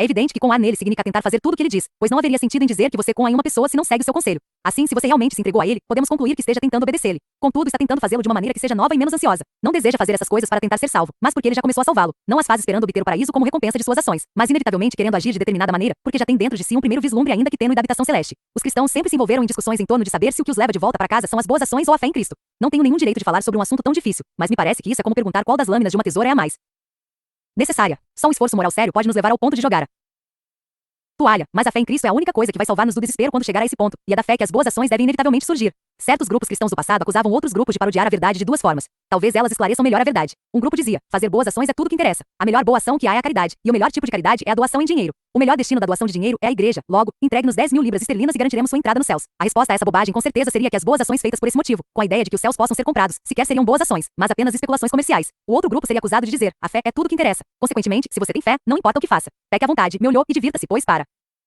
Cristo, isso não fará diferença no now. A resposta a essa outra bobagem é que se o que você chama de fé em Cristo significa não ligar a mínima para o que ele diz, então não se trata de fé nenhuma, nem de fé, nem de confiança nele, mas apenas de aceitação intelectual de alguma teoria sobre ele. A Bíblia parece realmente selar a questão quando reúne as duas coisas em uma só sentença surpreendente. A primeira parte diz: ponham em ação a salvação de vocês com temor e tremor, que nos dá a impressão de que tudo depende de nós e de nossas boas ações. Mas a segunda parte completa: pois é Deus que efetua em vocês tanto querer quanto realizar, que dá a ideia de que Deus faz tudo e nós nada. Temo que esse seja o tipo de coisa que temos de confrontar no cristianismo, e intrigado com isso, mas não surpreso. Veja que estamos tentando entender e separar em compartimentos estanques o que Deus faz e o que os homens fazem, enquanto Deus e os homens estão trabalhando juntos. E é claro que, de início, pensamos que é como se dois homens estivessem trabalhando juntos, de modo que você pode dizer: ele fez essa parte e eu usei aquela. Mas essa forma de pensar está equivocada. Deus não é assim. Ele está dentro de você tanto quanto fora, e mesmo se você conseguisse entender quem fez o quê, não acho que a linguagem humana poderia expressar tal entendimento adequadamente. Na tentativa de expressá-lo, diferentes igrejas dizem coisas diferentes, mas você descobrirá que, mesmo aqueles que insistem mais fortemente na importância das boas ações lhe dizem que você precisa de fé, e mesmo aqueles que insistem mais fortemente na fé, lhe recomendam praticar boas ações. Em todos os casos, não posso levá-lo mais longe. Penso que todos os cristãos concordariam comigo se eu dissesse que, embora o cristianismo pareça, à primeira vista, resumisse a moralidade, deveres, regras, culpa e virtude, ainda assim ele nos leva adiante, para fora de tudo isso, para algo que vai além.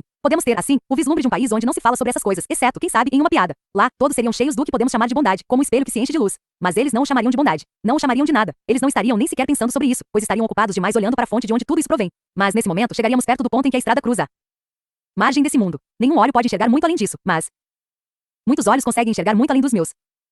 Livro 4.